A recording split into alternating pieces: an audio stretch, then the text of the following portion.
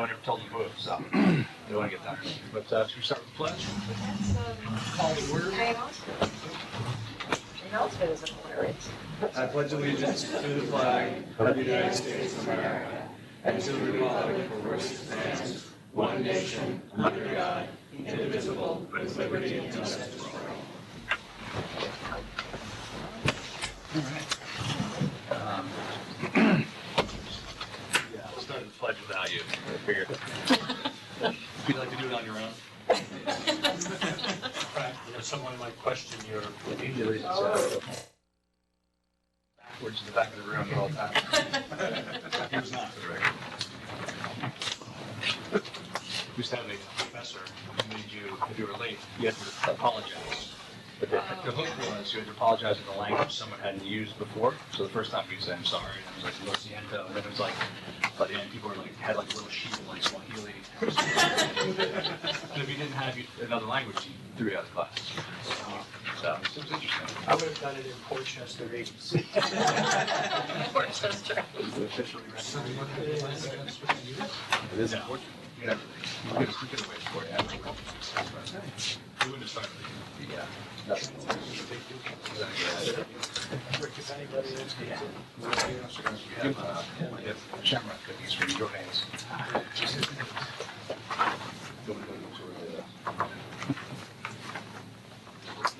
So the first item is the budget workshop with Recreation and Parks, who are sitting before us.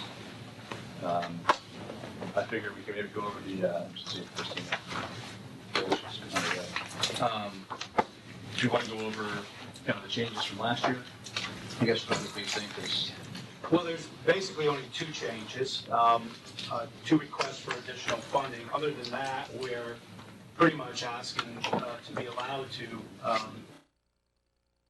done in the past and, try to maintain the level of service we have, maintain the level of revenue we bring in, and, kind of just keep going. So the two areas that are the new requests in front of you is first an additional $25,000 for day camp, of which $12,500 would come back in revenue through increased fees, and the rest is because, as you know, the school district is still in the middle of major projects, and we will have to be located at the Main Street School again this summer. And although it went very well, it is a much more difficult building to hold the camp with between 275 and 300 kids in. Dow's Lane is a horizontal building for the camp, which makes it a lot easier, and the Main Street School's vertical. And having hall monitors, additional hall monitors, staffing, because you can't let kids roam, it puts a lot more pressure on us. So we learned a lot last year. We also have a few rooms that we have to put air conditioning in because they're that building being as old as it is, you can't breathe in some of those rooms. So exactly. So so we're ready for it. As you know, unfortunately, Maureen's not with us tonight. She's not feeling well, but Maureen has been thinking this through since the last day of camp last summer. And we'll be very well prepared. We start registration in a few weeks, and we anticipate again, number-wise, even on our worst day, we'll have 250, and we could be up there 300 again this summer. So that's a lot of kids, considering in the early 2000s, we were at 150, 175. So What's the rate? The rate. Is there a sliding rate? Well, yeah, there's the individual rate, I believe, is $6.95, and then there's a school district rate, and then there's a non-resident rate. So there's three rates, and then if you have additional children, there's a scale involved for people. And then there's also our work, which will begin soon, which is camp scholarships. We work with the school district, we work with the PTSA, and we try to identify as much funding as we can because, we know, again, most of the requests are easy because a child and a family who needed help last year, for the most part, unless they've had a stroke of good luck, they're going to be in front of us again. So we pretty much know what we need to bring in for that.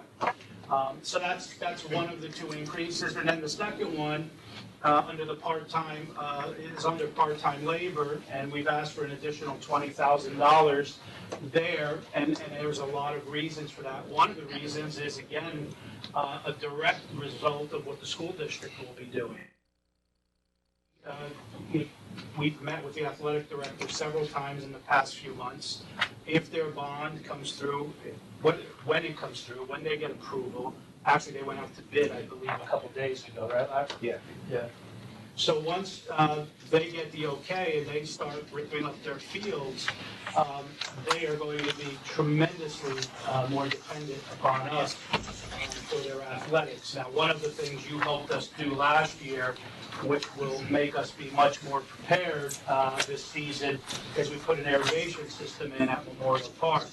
And with the use that it's going to get, having that there, we also put a fertigation system in so that we can make sure we keep that place as watered and treated as we possibly can to make sure it stays strong.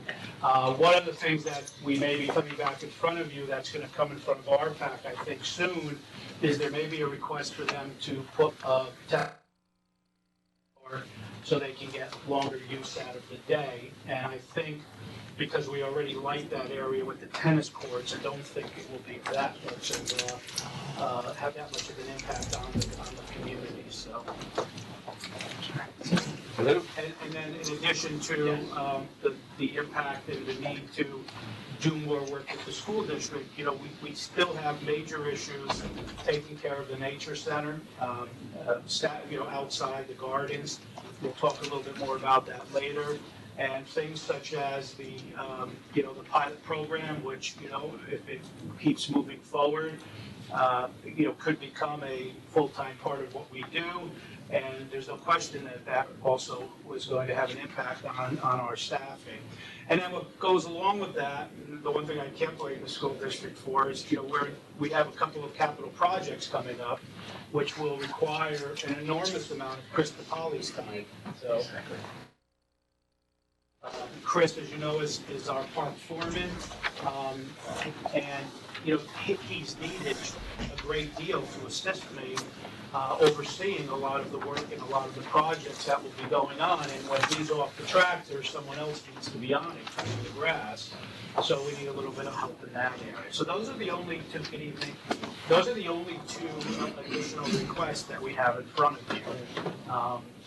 Happy to answer any questions on those before I hit some other bullet points. So on the day camp, you think that that's kind of a, assuming it goes back to the old school Dow's Lane way, that's something that would not be recurring going forward, or is that kind of a permanent change? The extra staffing? I'm not sure. If we go back to Dow's Lane and return to the level of assessment, if they give us the same use of the building they have in the past, then yes, I can see the 12.5 that we asked for to go to staffing could be go back. Sure, we did have some extra programming, you know, Maureen. Yes, yeah. One of the requests that Maureen put in front of the RPAC was that because not everyone can afford teen skate, and there are more people who have 6th, 7th, and 8th graders who are looking to day camp. We wanted to make sure that those kids had a little bit more to do. So Maureen approached us, and what her and I agreed upon that we think will have an impact for the 6th, 7th, and 8th graders, we are going to add one additional trip a week for them, which will, I think, help make them feel a little bit more special. And the other thing we're going to try this year, which we have not done in the past, which a lot of places do, is if and when we're looking at our budget and we think some of the stuff they're doing comes in a little higher than we thought, we will, and we're telling people right from the get-go, there could be additional charges.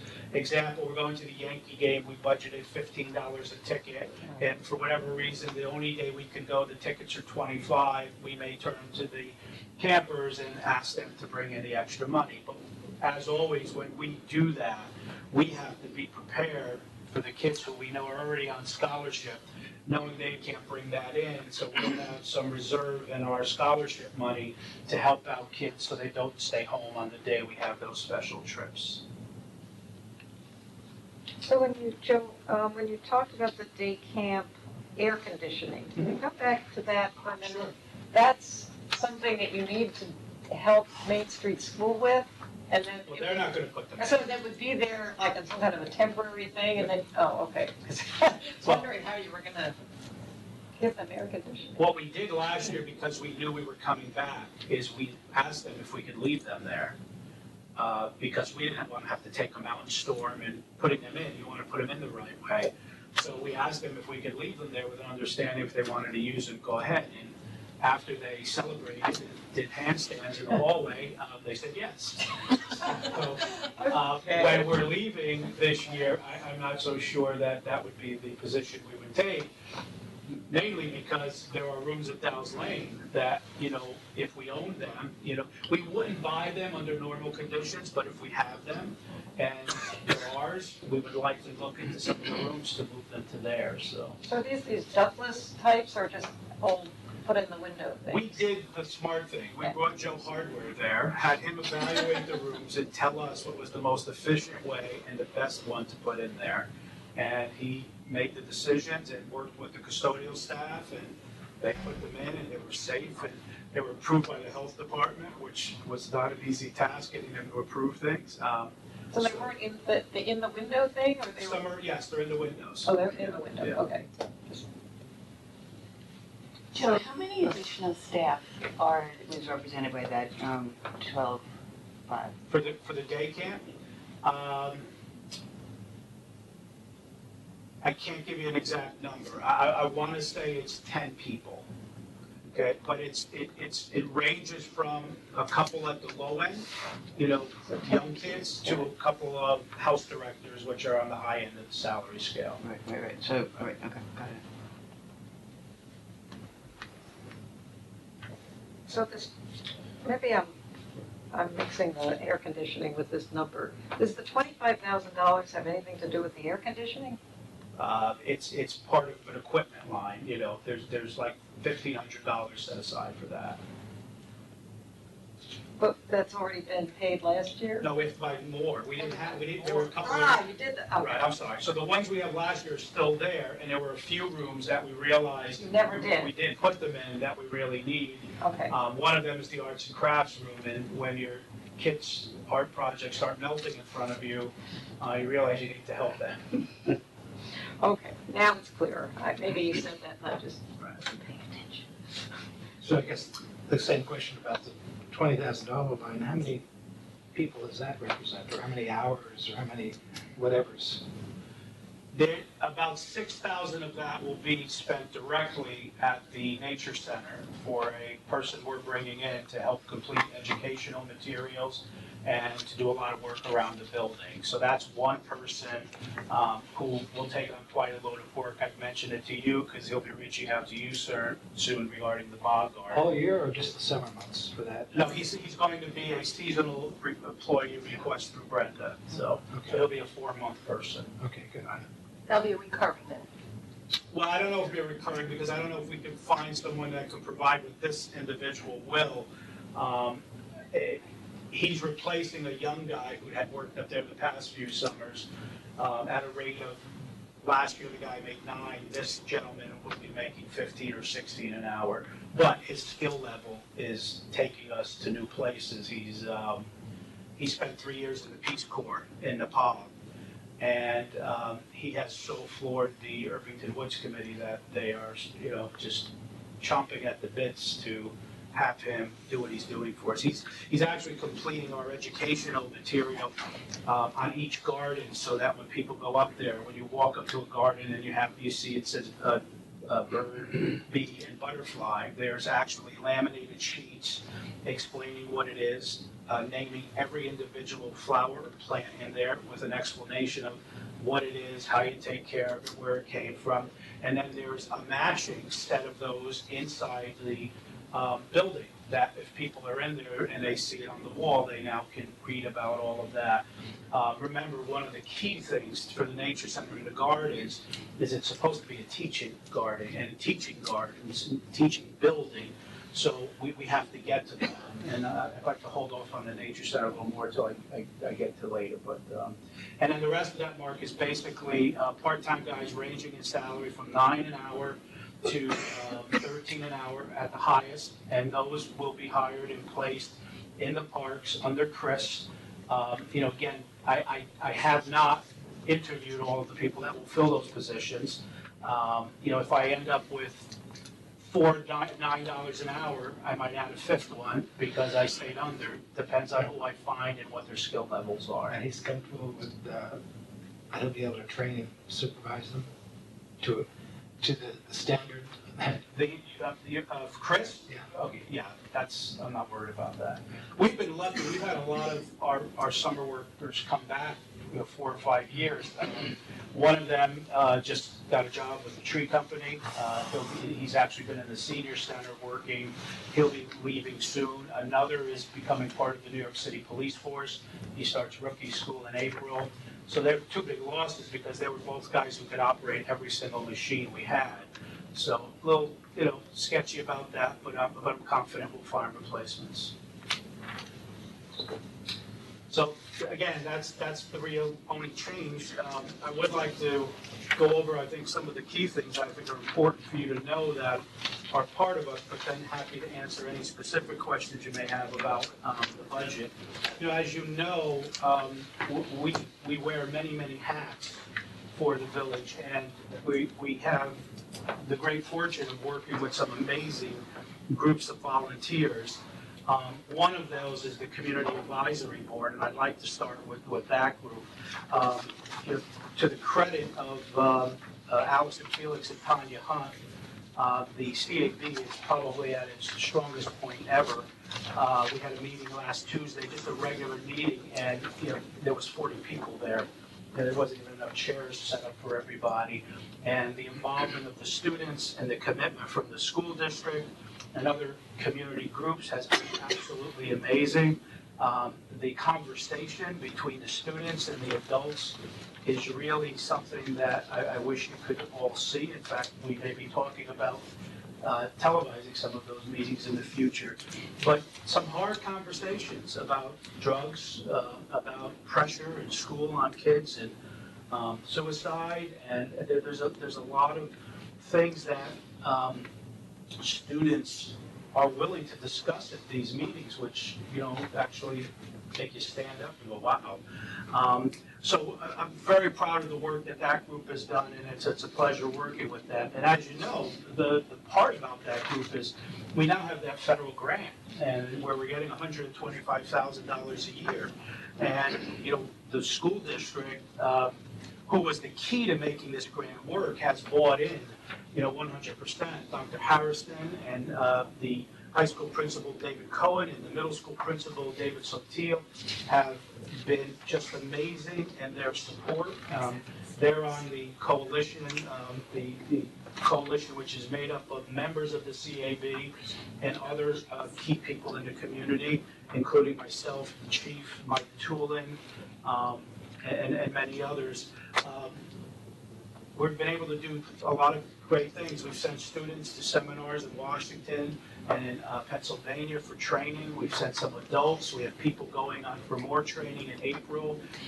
We helped last year with the first pre-prom event where every child who wanted to be part of it could, and we're funding that again this year.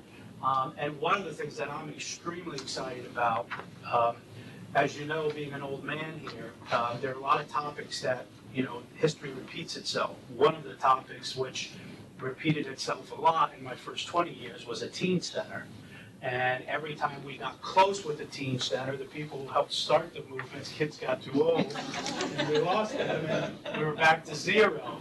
Well, one of the things that appears that the grant money can help us fund is not so much building a new building, but what we're working on is outside the senior center, where the parking lot stops and the grass begins, putting a slab down and then putting a prefab building there.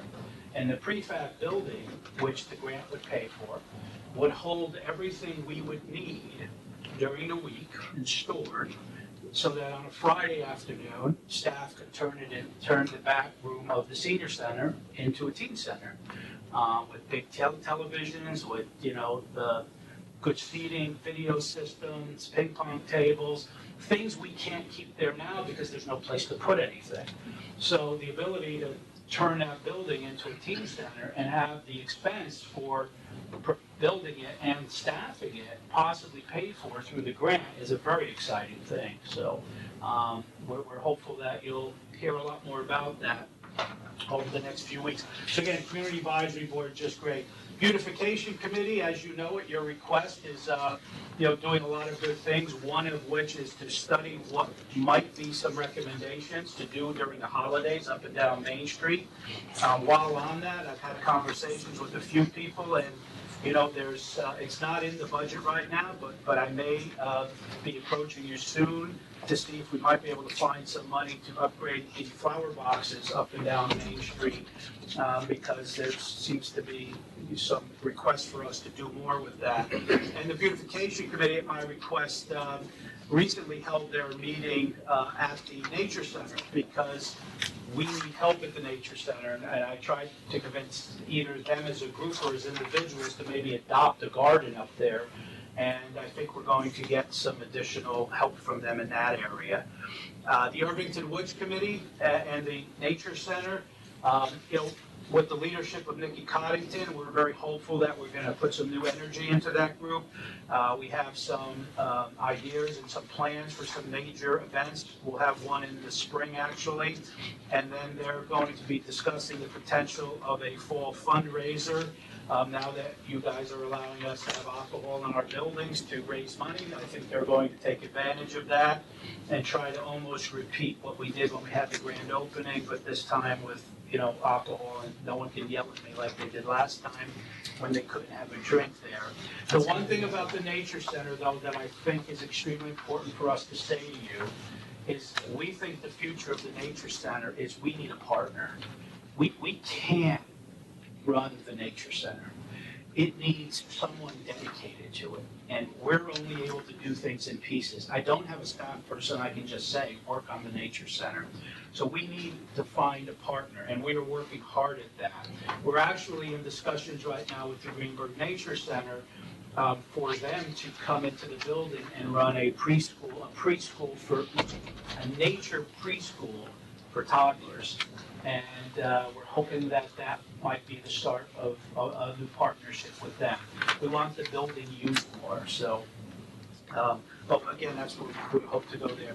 The Face Committee has a big event scheduled for May 14th, and they'll have other things throughout the year.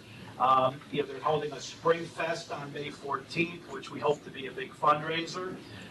It'll include music. It basically is a clam bake, food-wise. And we'll have stuff for kids. We'll have I can't believe I'm saying this, we'll have a zip line. We will have, we have a zip line. We're bringing the bull ride back. We have basically what you would call a kiddie land. And I was hoping not to have to say that. There will be beer and wine sold at the event.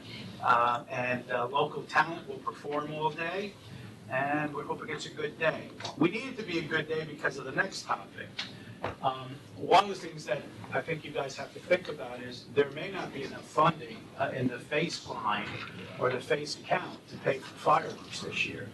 They paid the $17,000 that was for the July 4th event this year, but without having the Penguin Plunge and without having a major fundraiser, if this one doesn't hit a home run, there is going to have to be a discussion somewhere along the line, what do we do? And where will that get funded through? So I'm not saying to have that discussion tonight, but it is something that I needed to put in front of you. Moving on, Irvington Dogs. The pilot program is going very well. I would like to thank, publicly, Alan Richardson, Steve Schneider, and John Emmett for absolutely going above and beyond to work with me to try to make this thing be a positive. We have 31 residents currently signed up, and that represents 35 dogs. We have 4 families with multiple children. Again, we'll be running it through the 28th of April. It's run on Tuesday, Thursday, Saturday, and Sunday.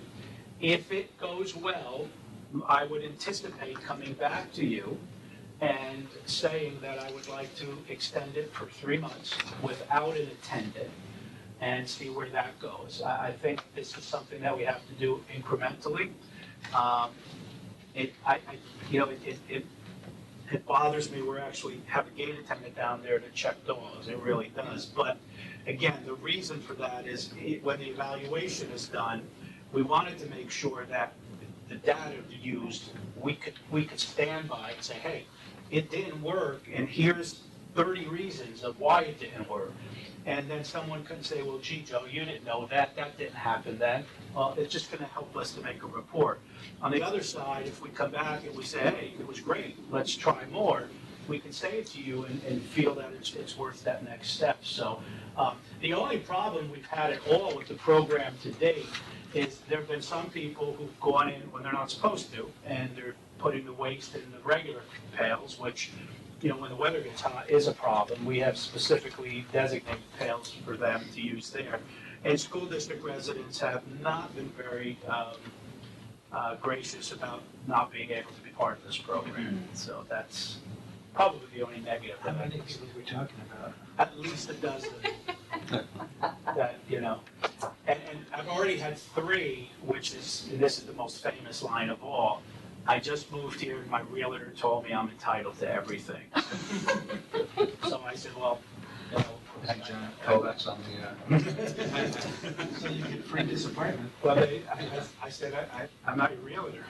So that's because Matheson Park is residents only. Right, and again, as generous as we are in allowing the school district residents and others to use the park, the only time we have to draw the line is when we're doing a specific program, like the kayak racks or the dog park. And the reason is, in order to be in those programs, you need to have a park pass, and you can't get a park pass if you're not a village resident. So it's a tough area. We have to give some, provisional. yeah, a good mountain pass, Well, we do for regular things, Yeah. but to be in the program, for like 3 months at a Well- time. I'm just trying to think as a way to, if there's, you're talking 12 people out of how many that are in the program? well, we have 31 residents too, so, Okay. So I'm not saying that that's not an item to discuss, but it would not have been a good idea to include them in the pilot. Because if they were the ones who screwed it up for the residents, we'd be having a different discussion here, so. No, I was just thinking if you're going forward and trying to expand it, if there's some way to make everyone happy, it doesn't make it yeah. easy. There's a lot of issues that creates Yeah. that would take much more time than you'd want to be on tonight. So it's something we've gone over so many different times, and it's not as easy as we'd like it to be to let them in, so. But we can discuss that another Give the time. dogs a pass. Give the dogs a pass. So. You could be adopted by an Irvington resident. You could sell your dog on one level to somebody who lives in the village. Or just, as long as we can charge a fee for it, I'd be more than happy to listen. Yeah, rent a walker. There you go. All right, and then moving forward, on capital projects, just to put. Where are we at? What sheet? No, this is just off my notes, I'm not, again, because there's no changes in the budgets. These are just things I'd like to make sure you hear. We have a lot of stuff going on. I have a report I just got today from Han Engineering that includes a lot of serious work that needs to be done at Halsey Pond, and there will be things coming in the capital budget regarding that. We are scheduled to put a new playground in Matheson Park and to upgrade the bathrooms. We're working right now at having a survey done of the park.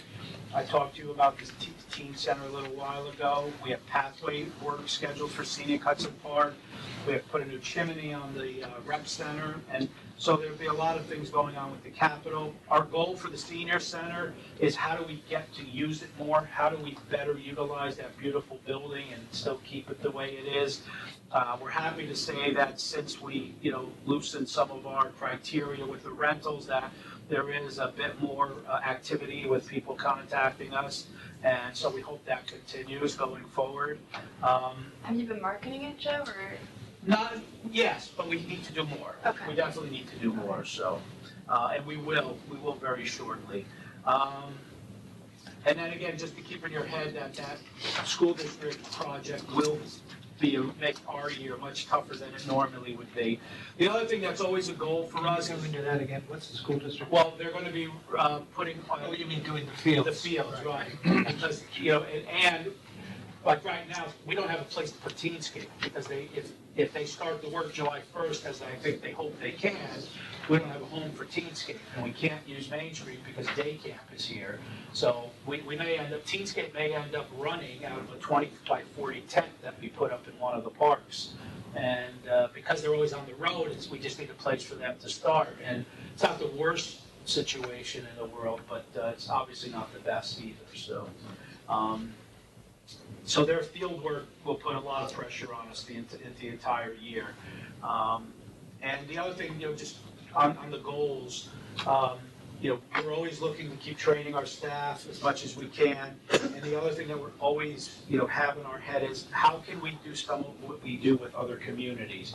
How can we find ways to, instead of having to shoulder the burden on our own, how can we work with other communities? One of the programs that's moved in that direction, which if it stays that way, is the merging of our football program with Hastings, our tackle football program. And if that happens again this year, what we would do then is expand our flag football program and allow them to bring their kids here.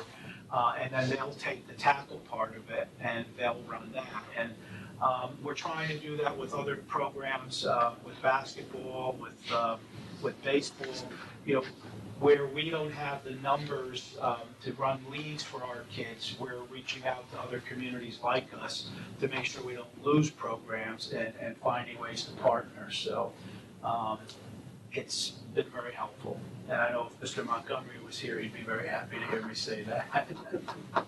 So that's basically it. I'm happy to answer any questions you might have. So I had a couple. Who wants to go first? You're speaking, go first.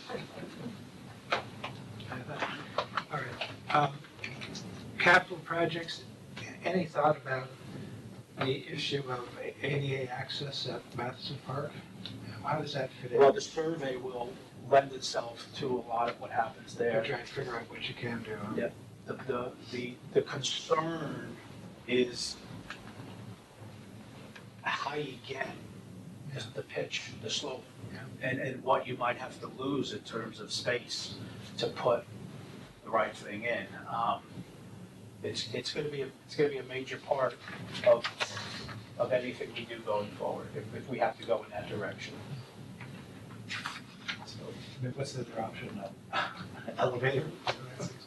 A lift. A lift, yeah. But you still have, once you get down to any level, it still pitches down, so that may not. I don't know where a lift would really even go. yes. It's one of those you're hoping existing conditions allow you, but it's a real concern. We'd have to double back and double back over and over again. Maybe double it back so much Maybe we should do that for lift, beautification committee, I just wanted to emphasize what we had talked about, because I know I was reporting to Connie on this one. There is kind of a date for June 19th that we really want to focus on, because that's that Celebrate Irvington Day. So if we are going to make an approach of trying to get the, whatever percentage, say 10% or 15% of the window boxes have to be replaced because of their seasonal damage, it would be great to get that number, to get a sense of what that number is. Sure. I'm going to throw a number at you. To build and install them, they're about $600 a piece. Right, and we don't know the number though. No, and what I have done is I contacted Rita Milo and Ann Myers, the co-chairs. I mentioned the idea, I asked them to be in touch with the gentleman that you would give me the information on from the flower shop. Yep. And Larry just gave us a map of Main Street. So while we're going up and down, doing the work on identifying the poles we're going to use for the whatever recommendation we make, we're going to also map all of the flower boxes and rate their condition. And that's going to happen soon, so. It would be nice if you did rate. I mean, it would be nice to, something that can survive the season but needs to be replaced next year versus, just to try to break the load a little bit. Now, when you say 600, is that a commercial box or is that a hand-built It's forest? hand-built. Because no one has, no one, the boxes are unique in some way? or They wanted to make them stay as consistent as they were, and the ones that were originally made were made by a highly skilled individual who's no longer around. Yeah. So we took the box and gave it to one of the contractors we use, and he was able to duplicate it At that cost, at that cost. Yeah. because I'm just a little. And if you go to the ones that he did, if you go to the post office, Yeah. those are the ones that he did, because that was the area at the time that was in most They were need of falling getting apart. some help, so. Because I do know there's things, you know, there are places that manufacture boxes that are like out of teak or out of like good wood. And I'm not sure that they're at the same price point. But then you don't have the flexibility necessarily of different lengths to fit the different facades and all that kind of stuff. So, If you find any you want us to look at, please forward it, we'll be happy to look at them. I mean, I do have some here, it's as easy as a Google to look for, you know, teak window boxes or something like that. The last one I had for you was Halsey Pond. What is the issue there that you talked about, the engineering issue? Could you give us some sense The of? lower dam, Yeah. which was damaged during Sandy, I believe. Was it Sandy or? Sandy. Well, The weir. the weir, the weir below that, you know, that we have money for. The upper dam is a little bit of a concern. It needs some work and it needs some engineering work. The good news is we were a little worried about the building, and initial look at the building by our engineer, because of the work that was done probably about 15 years ago by Earl Ferguson and Doug Wilson. They put some of those beams in underneath the bottom. I think the building is much more structurally sound than we thought it was. But there's also some bridges. There's a holding pond directly across from the tea house, if you will, between the pond and the golf course, that constantly is causing headaches for us. And we went out to bid that. It came back twice as much as we had anticipated. We want to dredge the entrance to the pond from up where Legend Hollow is coming down. All of those areas have filled, and we think it's really hurting the pond. We'd like to dredge them and open them up because we think it will really Are you help. gonna put some filtration plants back in? Well, that's one of the things we requested. And again, it's an engineering thing. I can't give you technical answers on that, other than we've asked Doug to come back with some recommendations for us on that. Because we had, what's his name, Sven, has done a lot of work for the village presenting the kinds of replanting you'd want to do for a good inlet filtering. Well, I'd like to also see, and I have no problem with that, but I'd also like to get Lucille Munz's thoughts, because she's been helping us with other things, but I'll be happy to talk to both, so that's that. Okay. And then the other thing involves, just like, one of the good things is, you know, we have several Eagle Scout projects going on, and one was Halsey Pond, and I don't know if you've noticed, but there are actually now 4 new signs at the 4 entrances to Halsey Pond. One at Hamilton, one at Havemeyer, one off of Park, and then one up near Legend Hollow, with the new rules that pertain to the pond. And he did a great job. His name is Nick Park, and he actually held 4 cleanup days up there during the winter with friends. And so, you know, the Halsey Pond movement will continue to go, but there's some things up there that, again, need some real attention, so. On the Halsey, I'm sorry. The fishing? Yeah. Well, I mean, the debris. It's better, and it's because of Nick and because of Dana and her family. And, you know, one of the things that Dana Sabatino and them, you know, really were instrumental with our pack is our changing and making it the rule that anything up there's catch and release.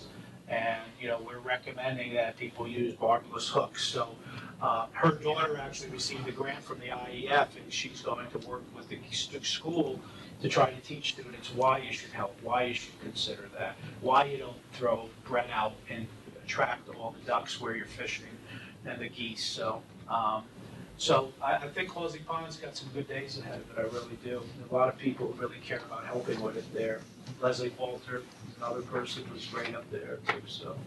On that Halsey Pond, just as I'm thinking about it, that was exactly what I was gonna ask about the fishing and the, you know, the terrible mess that we were seeing shown. Maybe you all know this, but I saw in South Carolina on the piers, little canisters that were particularly designed for parts of fishing gear to go back into this so that they wouldn't be put, lost in the water and all. Sounds like a simple kind of thing. It's actually one of the talking points when we get back I together. knew you knew about this. There's not much that Dane and her family don't know about trying to make the fishing conditions better. We made those at Halsey Pond. And again, we do, with Halsey, where we do need help is, as we continue our conversation with what we may or may not be able to do in terms of people following rules and, having a presence, having a presence up there is important. And I think now because of the discussions we've had, there are many people who reach out to me. I've had several texts over the winter when bad things were going on up there that we needed to respond to. And people are comfortable now reaching out when they need help on this, so. And we're You working. sent the part of the police up there? First try my guys, and if it wasn't something my guys could deal with, we'd ask the police to go up there. Most of the times when you get those calls, by the time you get there, same thing with like the dogs off leash, if you will. But we think that now that the signs are clear and we're gonna do a lot of promoting to catch and release, that the people who come here from other places to catch the fish and take them, now they're in violation. Before it was just, please don't do it, now it's you can't do it. So we think that will help and that may discourage a lot of people. And we did not in any way want to stop fishing there. The thought of a father teaching his son or daughter to fish and catching that first sunny is something we want to make sure we can keep promoting to do there.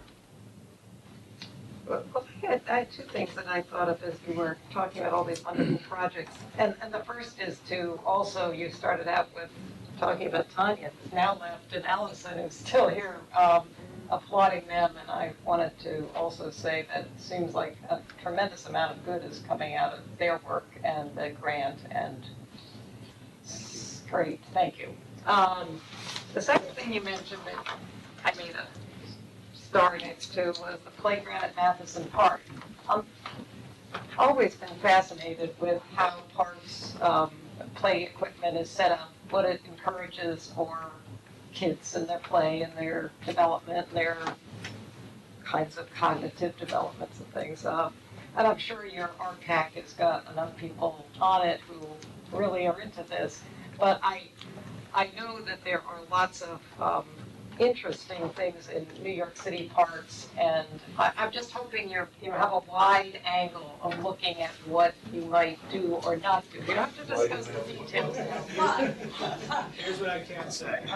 We would be happy to spend whatever funding you would like to give us to put the best possible playground in there. And so the more you're able to give us, the more we'll be happy to spend. So. Good. Well, And we'd like to be very creative. One thing on the playground, we are now going to include a fence around it, because if the dog situation develops, we do think it's important to make sure there's some separation. And we're not crazy about that, but I think that's just one of the things we may have to give up to do. So I'm not, just to finish my thought on that, I'm sorry, the fence is, that's, I understand that. And I don't know that what I think about creative playground is necessarily expensive. It might be pretty cheap, but it's not necessarily things Well, that. original master plan committee looked into that and with a lot of ideas. There was a lot, unfortunately, there's a lot of things that you have to meet, you have to meet standards. Oh, I'm sure New York City parks have to do the same. One of the things we'll likely never see again is the sand, because sand's no longer an acceptable. If you have it, you can leave it, but if you build a new one, you can't put it there.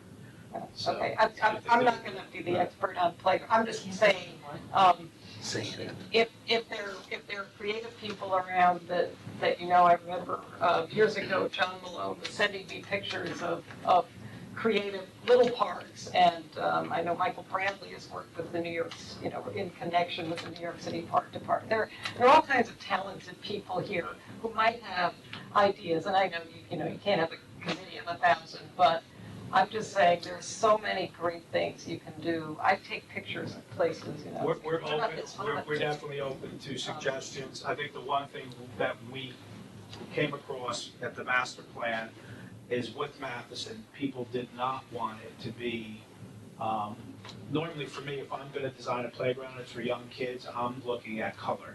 I want color, I want things that stimulate, but in Matheson, because of its setting, the consensus was to not make it something that would jump out, to protect that it's next to the river and it should be peaceful.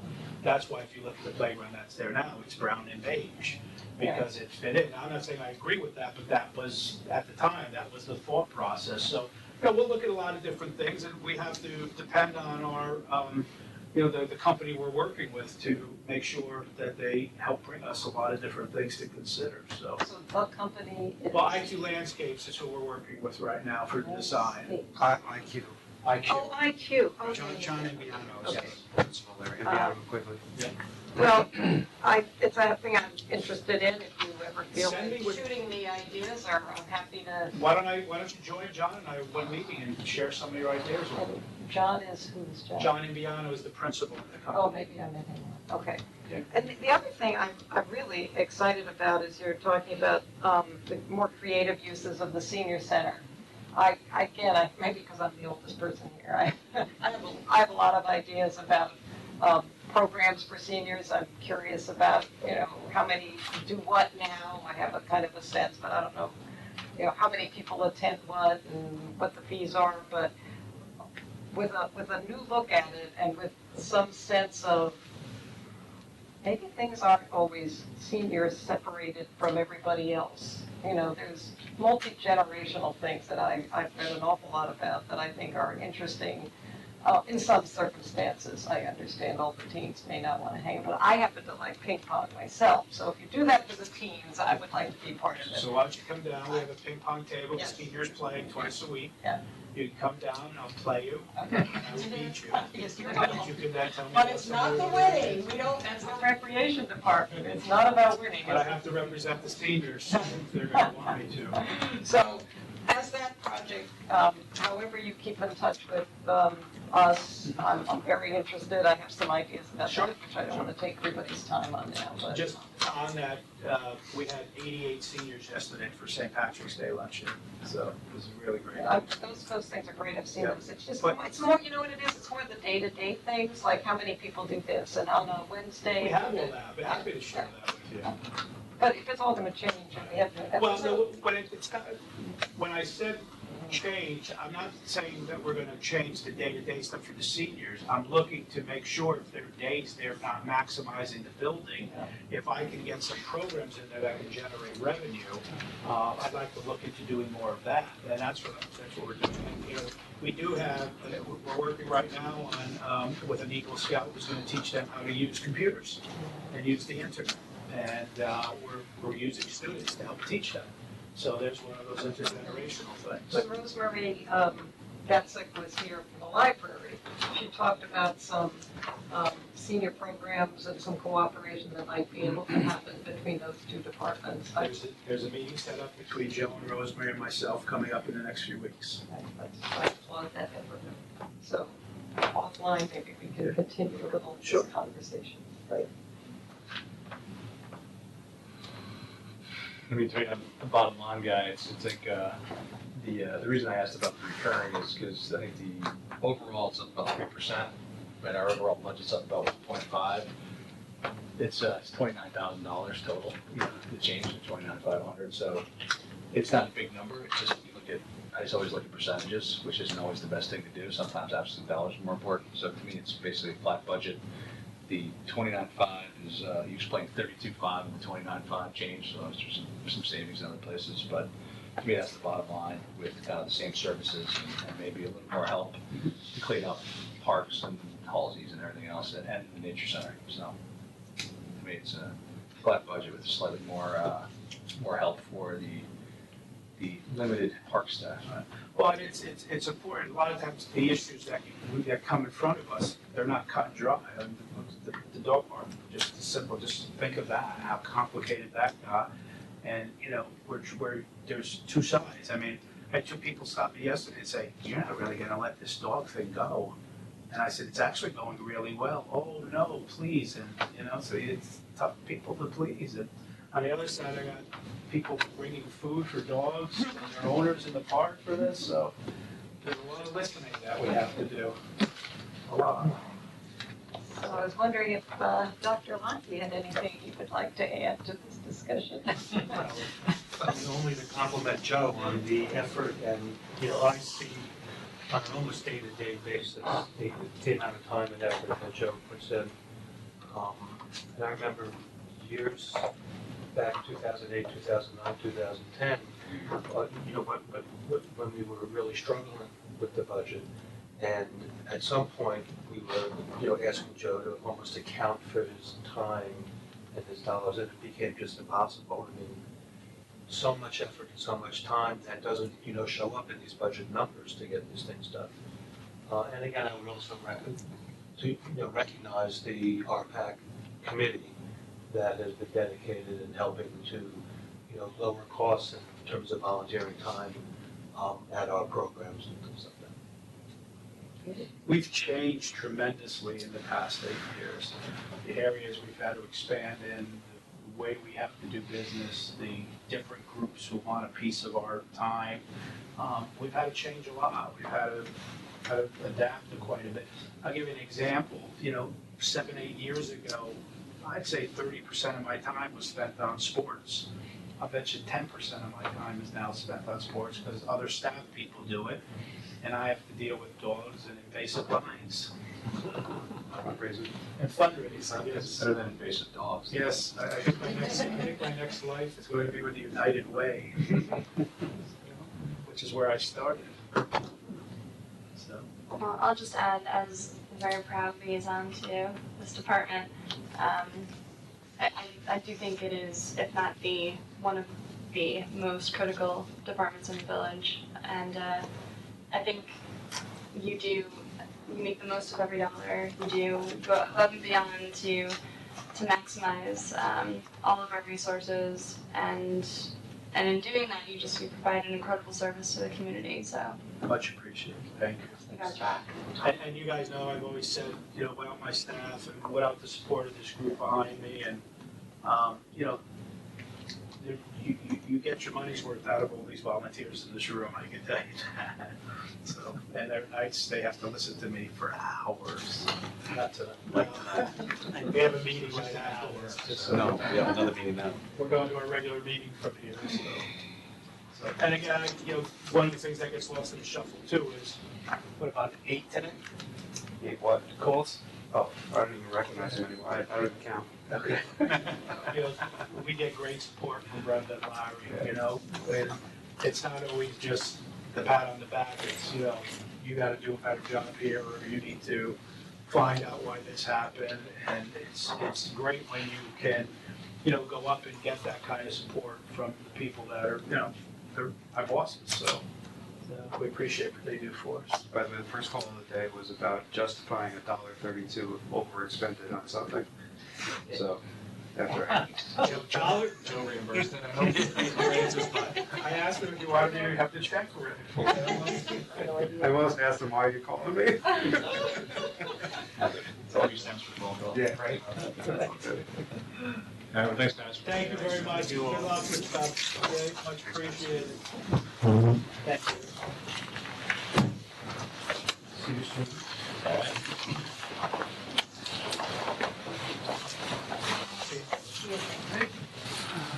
I'll call you in the morning, okay?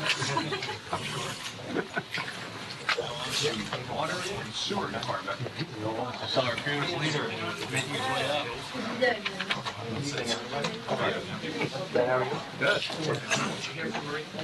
Should have picked up some comment.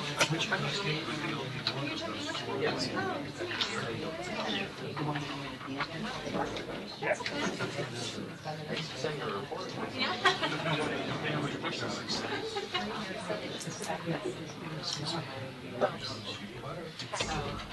said, we did dinner, but I like, We're not ready to visit Tammy, we're going for water sewer. Towards the end. Why are you at the end? Well, W. it's a double Sure, and. it's Stewart, you moved up. Yeah. Oh, I am number one in the number, so.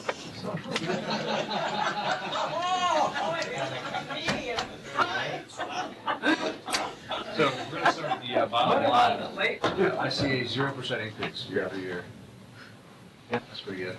Well, I mean, deal with what I have, so, you know. Including 7% increase in hospital and medical insurance, so there was cuts to other places. Right. What That are was we 100% looking increase. at? I was just looking at the bottom line. Okay. The very bottom line, the last page of your book.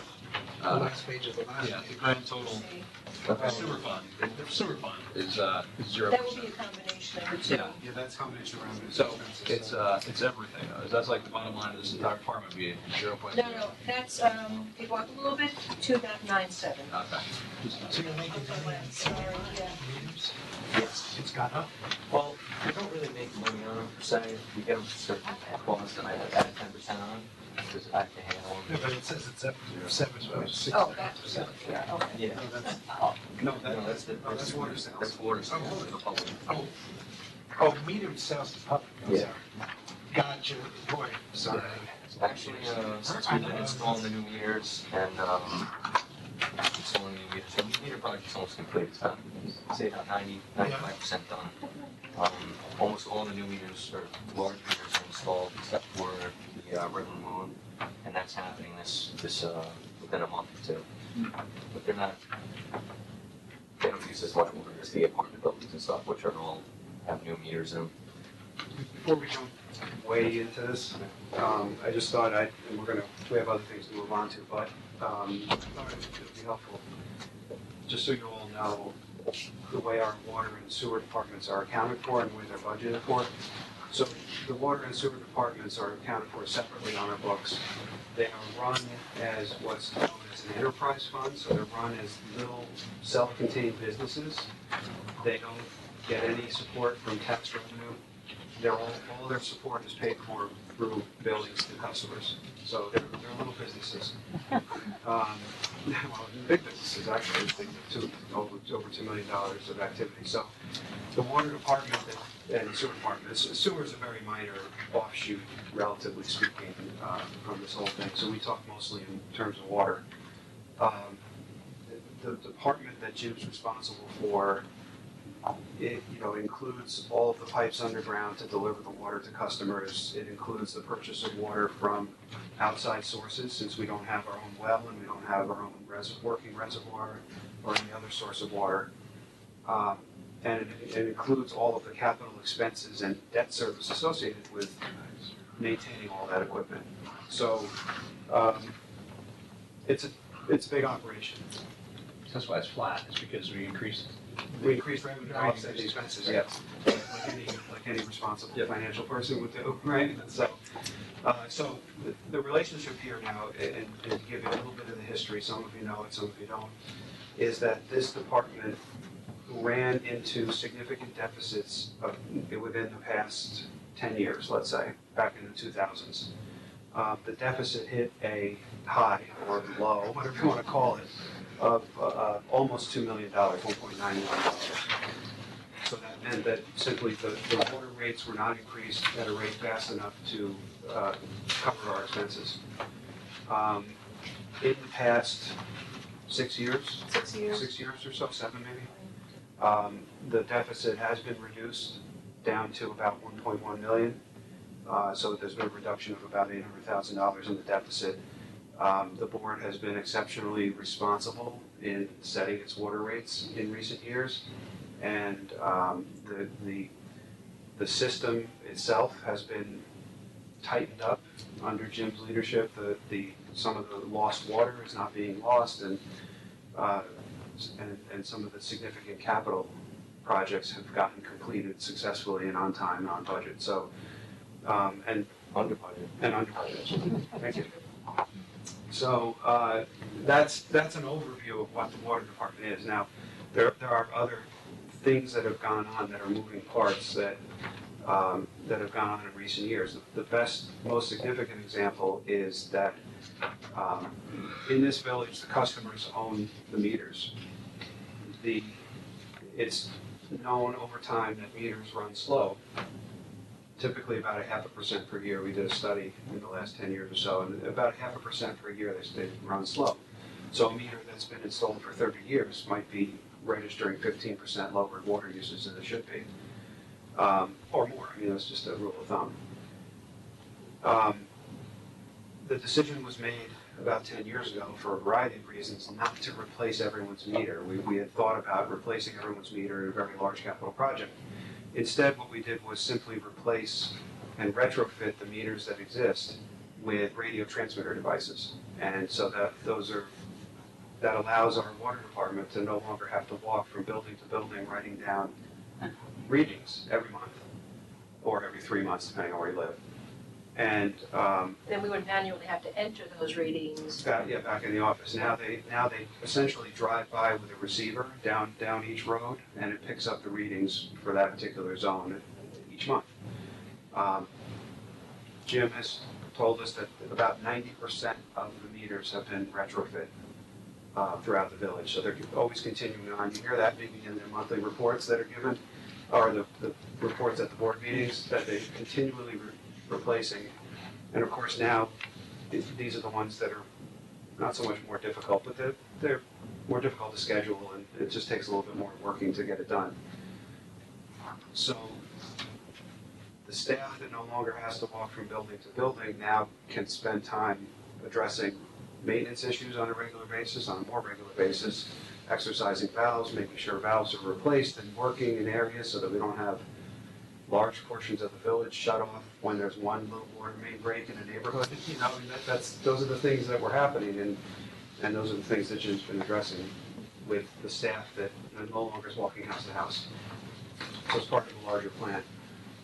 In addition, we also are addressing upgrading of significant meters in some of the multifamily units around the village. So it's not so easy to go to a multifamily and say, by the way, you need to spend $25,000 to replace that meter that's 30 years old. So we take the time and go to them with plenty of advance notice and let them know that it needs to be replaced, and give them time to schedule it in their commons charges and to work it into their budgets, and then they get replaced. And so work hand in hand with them. Exactly, and again, it's staff like Jim and others that are not busy doing water readings that can handle things like that. The benefit of doing that, of course, is that buildings that may have been, multifamily buildings that may have been registering, 15 to 20% slow will now register accurately, and they'll be billed accurately. So that's, affecting the bottom line as well. So eventually, we're getting to a point where, not that everyone will be upgraded at the same time, but it'll be the larger customers and a majority of the village will have upgraded meters that will be accurate. So that's what we're trying to get to, and that's part of the larger plan. So that's a little bit of the background history. Some of you know that, you've lived through it, some of you haven't, but that's pretty much that. So I don't know, Brenda, if there's anything you want to go through with the water rates in terms of how what we're recommending this year. Sure. We haven't we've got notification by the New York City Water Board of a rate increase. That's where we purchase our water, by the way. We buy it from New York City. There's an allotment to Irvington based on our census and a consumption factor. The regular rate is going up by almost 5%, and purchases that would be in excess going up 2.6%. So that's kind of factored into our water rate. Plus, we want to continue the debt reduction that we started on. So it's anticipated. So we're recommending basically a 2.95% rate increase in water and sewer for June 1st. Okay, can I ask a question? Why is New York City, why is it going up 5%? Is that standard? It's every year they raise. That's the actually water rates. lower. It's It's actually, Yeah. it's 7 to 8%. But why though? I'm just Because want to their understand. costs are going up. Their costs go up, so our So costs they, go up. okay. Their so costs, essentially New York City, I mean, their primary operation is to run the reservoirs upstate, which is where all of New York City's drinking water comes Right, from. right, And so their primary business is selling that water to New York City customers. okay. So their rates are going up in New York City. But along the way, since we happen to be along the aqueduct, Right. and we need water also, we buy it from New York City at a wholesale rate typically. And so, in addition to New York City's customer rates going up, our rates are also Right. going up. But do the rates go up every year? Yes. Yes. Okay, so that's what I don't understand. So So does it's water just infrastructure. get more expensive? Like what's It's the the, issue? it's all the, Yeah. the capital expenses and the personnel that's around it. The Okay. water falls from the sky the same way it always does. Right. The issue is how you get it to everyone's And cost. keeping it Yeah. in the standards. There's there's Get four paid, large they get reservoirs in paid, upstate New they York get above Kingston, New York. And there's Pipes. 3 pipes that come down, one's the Delaware, one's the Croton, and one's the Catskill. Okay. So they all come down from way upstate, all the way down, and any village or town that's along this aqueduct, you're able to purchase water. That was part of the deal to let them run this Got aqueduct down, so you could, get the water from the aqueduct, but you have to pay. Right, right. So basically, they base our usage on 6,420 people. It's approximately 27 million a month.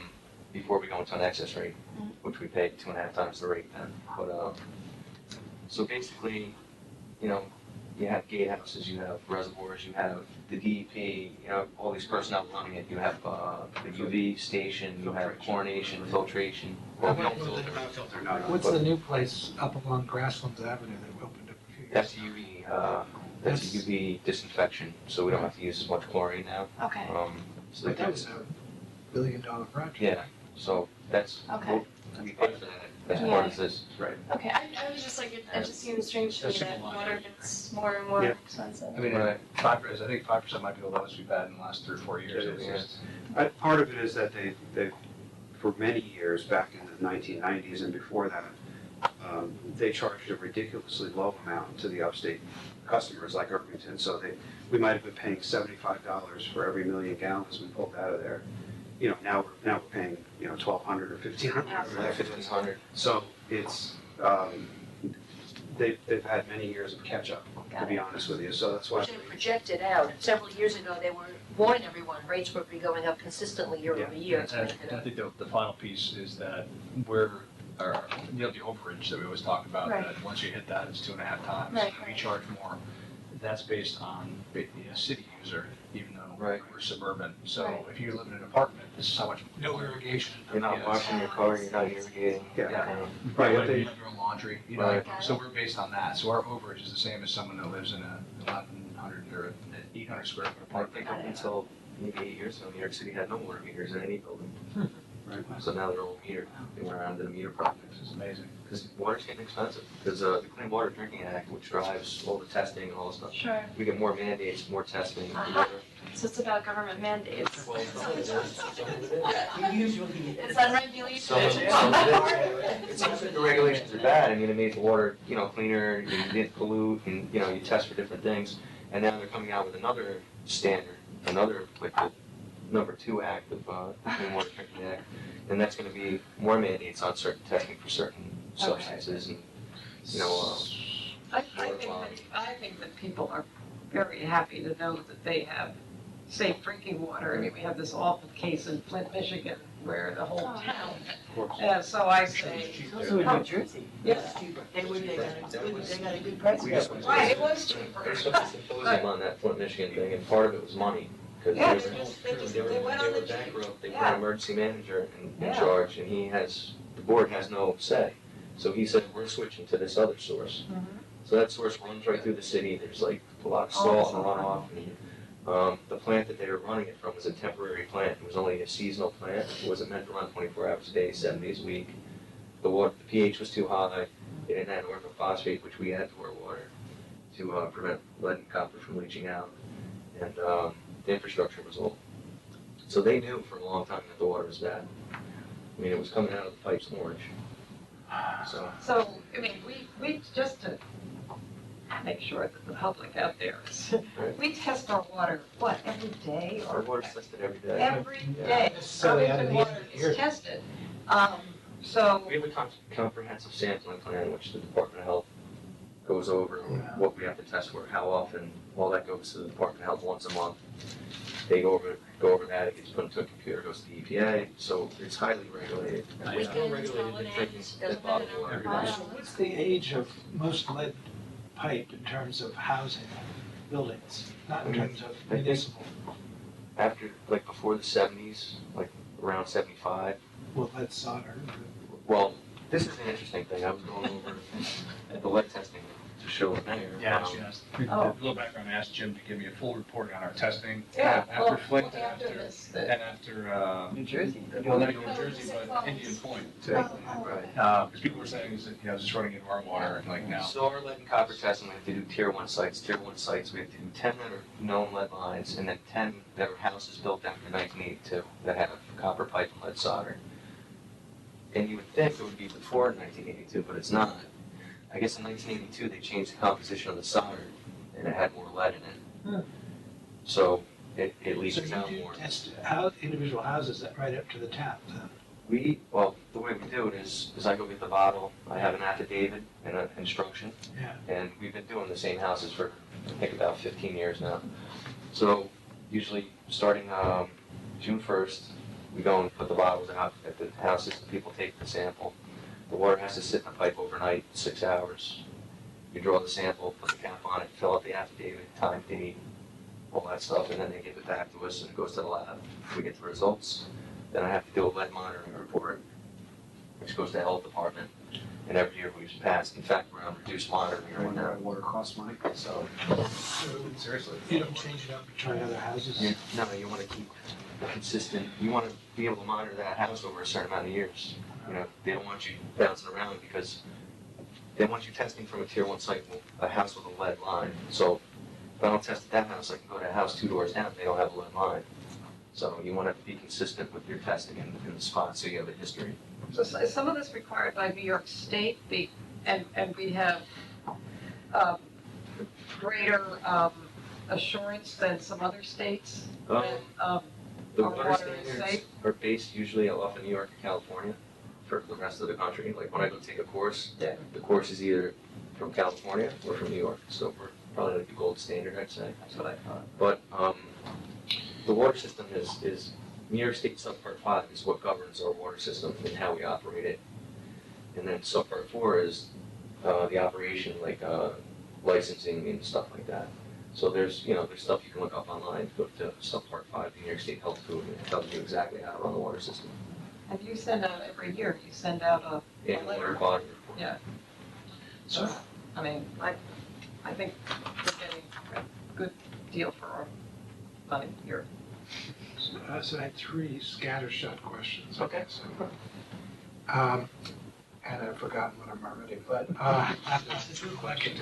First. I want to just bring it back around, and this is not you per Yes. se, but just remind Laurie one more time about how I think it's really important for water conservation that we get, we talked about the bill number from this time last year, you used so much, and that's something Right. that I wanted to remind you of. I know what the issues are, but just to put a flag back in the ground and say it's really good, I think psychologically, for people to be able to see compare their usage so they actually know what's going on. Otherwise, it's kind of a little nebulous, right? Let's see, I did remember the third one. Do we have any 42-inch mains anywhere? What's No. the largest size? 16. 16, and the most common is 12. The 16 is the transmission line that goes from across the Parkway, up Mountain Road, past the chlorine building, down to the back of the reservoir, over to Sayersfield Road, and then it goes to 12 from there. I was looking, this is like totally wacky, but I was looking at some stuff where people are starting to put turbine generators in the pipes. I've looked into it. They look like they need to be larger diameter pipes. They need to be large diameter, and they have to be kind of not in a road, kind of off the beaten path, because you have to do maintenance to the turbines and whatnot. There has to be a pit you know, and you have to be able to access them. And plus a certain rate of flow, right? Right, but it's gotta be gravity. Yeah. It can't be pumped, Right. because then Yeah, you're otherwise you negating Yeah. Right, your but I savings. was thinking, because I was thinking, well, from the tanks up on, you know, Mountain Road, I mean, you got a lot of pressure there, right? Well, you have Riverview Road, you have, which is gravity down, you have Mountain Road, which is gravity down, and then you have, But those are the 16 inch. transfer tanks that feeds Main Street are all low, There are probably 12s coming out of there. Yeah, Even 12s. 16s, yeah. 12. I don't know if you can get much headway on a turbine, a 12-inch turbine. How much money you save, You run your ride. you spend on the infrastructure. Charge. So it kind of has to be off the beaten path, you know, where you're gonna have a vault in the ground to access, and then, But, you know, That's a good idea. I mean, Sir, you mean- well, I was reading, I guess San Francisco or somewhere, where some, you know, some towns or cities are doing it, where they do have the big mains. it'd be good, like from, when I worked for the city of Newburgh, our flow downtown was gravity, and we had a 30-inch main and a 20-inch main, so, you know, the mains ran parallel, and we had 5 acres of property, and that'd be a great spot for it. So the final one is, and this is just, I've always wondered, and whoever can answer this one, it would be great. Why do we still have I'm not saying anything about a judgment, but I'm just wondering why we still have a private, effectively not private, a municipal water system run by the municipality rather than, when you look at Dobbs Ferry and some of these other places, they have, you know, a private company running the water. How did that transpire? How did we end up maintaining municipal control of ours, which I actually like the idea of that. At the time, the system was in dire shape, and they didn't want to they had to invest money to upgrade it in order to make it profitable. And the upgrades that needed to be done, it would make it profitable For who? for United Water Oh, okay. or Severn Trent. I worked for a company that's what we did. We went and maintained systems, like I worked for Carmel, I worked for Tri-Municipal, which was Fishkill, Poughkeepsie, and Wappingers. And basically, those companies are a service company. They'll come and run your system and whatnot, but when you have breaks and stuff like that, that's extra. You know, it's Yeah, not, and are they responsible for all the monitoring and? yeah, all the monitoring and stuff, but you're gonna pay for it. I mean, you pay for the service. Yeah. I mean, pretty much, you know, it all depends. They're only gonna take a system if they can make money on it. If they're not gonna make money on it, they're not gonna take the system. That's exactly what happened when we had discussions with United Water. You guys did. And what you decided it just was, We didn't decide anything, they did. They weren't They're interested. not gonna take something that they're not gonna make money on, or have to. They weren't interested for that reason. because we're too small? No, I think there were issues with the rate structure and some of the uncertainty of the cost of water that we were purchasing from Greenberg. I know we talked about purchasing water from New York City, but it actually flows through Greenberg. Right. And so we have a pump station that we jointly built there that pumps water to us, and we pay the cost of that pump station, and some of those costs were uncertain at the time. There's more certainty now, but I don't think there's a particular dire discussion about divesting at this point. I mean, that's not on our radar screen at this point. No, I'm just wondering, you know, But it could happen, absolutely. I mean, is there a benefit? I'm sorry. The benefit is just it's cheaper to operate by scale? You know, like a, I theory, anyway. assume so, I don't know. Yeah. In theory, you're not as responsible for, you know, you're basically writing it off to them. Well, yeah, Operation of it. Or- yeah, but we don't have the people, the trained staff here, you know, it's the argument, you know, you're here full-time with your crew, and you know what's going on because you're intimately involved with it. And if there's a break, you know, it's your top priority, not, well, No, there's no, this break, so standing we're there sitting the whole there time, works so- or whatever. You drive by a water main break, I'm standing there. It's usually in it. Usually, so. Speaking of water main breaks, is there, and this obviously isn't the capital budget, but are there any, like, you know, 16-inch main, sections of 16-inch main or even 12-inch mains that you think would be smart to proactively do? And it goes to kind of make sure that. I have some, knowledgeable in the capital for next year. Okay. I had a 12-inch main because on Leakwood Terrace, that Mrs. Davies had 3 breaks in her yard. Because the main's very deep there, so my idea was to bring the main up, you know, bring it up to 4 or 5 feet instead of having it at 15 feet as it is now. Because when we work on it, that's at the absolute furthest reach of the machine. And it's very dangerous. I mean, you know, you gotta put shoring in there and the whole 9 yards, and it gets very expensive. So if we brought up 4 feet, you know, the new main, if it broke, it's easier to fix, but also ductile iron doesn't break. You know, you put that in, it probably wouldn't break for, you know, quite a while. What is your, what about on Main Street? I mean, I think I asked you this last year, and I don't remember, and I'm sorry, Jim, but do you have kind of an age map of the mains? Not necessarily, I mean, I have some. Or is that more archaeological work? Yeah, I mean, you really got to dive into the old maps and start looking to see when they were actually put in. But I know that, you know, probably Main Street mains are early 1900s, 1910, 1920, something like that. With towns that are breaking periodically. Main Street's pretty good. You know, Main Street and Broadway have been pretty good. It's like, Mountain Road's been tough. Mountain Road's really tough. I mean, a lot of times I'll dig up a water main break and I'll find another repair, you know, within 2 feet. And then you dig that up and then you find another repair. So, you know, that area's a little tough. The 12-inch pipe that I'm talking about replacing, going from Park Road to the low service reservoir, that one broke at least 9 times since I've been here. One time it was five breaks in one day. So that was the year we had 29 breaks. Last year we had 5. This year we had 1. So I think a lot of that's just the maintenance of the valves and things. yeah, I mean, I don't know. Throwing chicken bones on the table. I mean, it's really no rhyme or reason because last year was super cold, and you would have thought that you'd have a ton of breaks, but hardly any. This year was warm. Figure have some breaks, hardly any. But the year before that, it was incredible. It was just like snow, water main break, snow, water main break, snow, water main break. So. Safety training things, confined space, all that stuff. We go through stuff for our licenses, and then once in a while, Westchester County will have a confined space awareness, so we go to that, but we don't go into confined spaces. We're not allowed to, we're not trained to do it. I don't send my guys in there. If we need somebody, we call somebody. Very good. Yeah. Perfect answer. It's been that policy for years. I don't want to have to call somebody's parents, really. No. Like, No, we don't want to have a terror attack situation. Nope.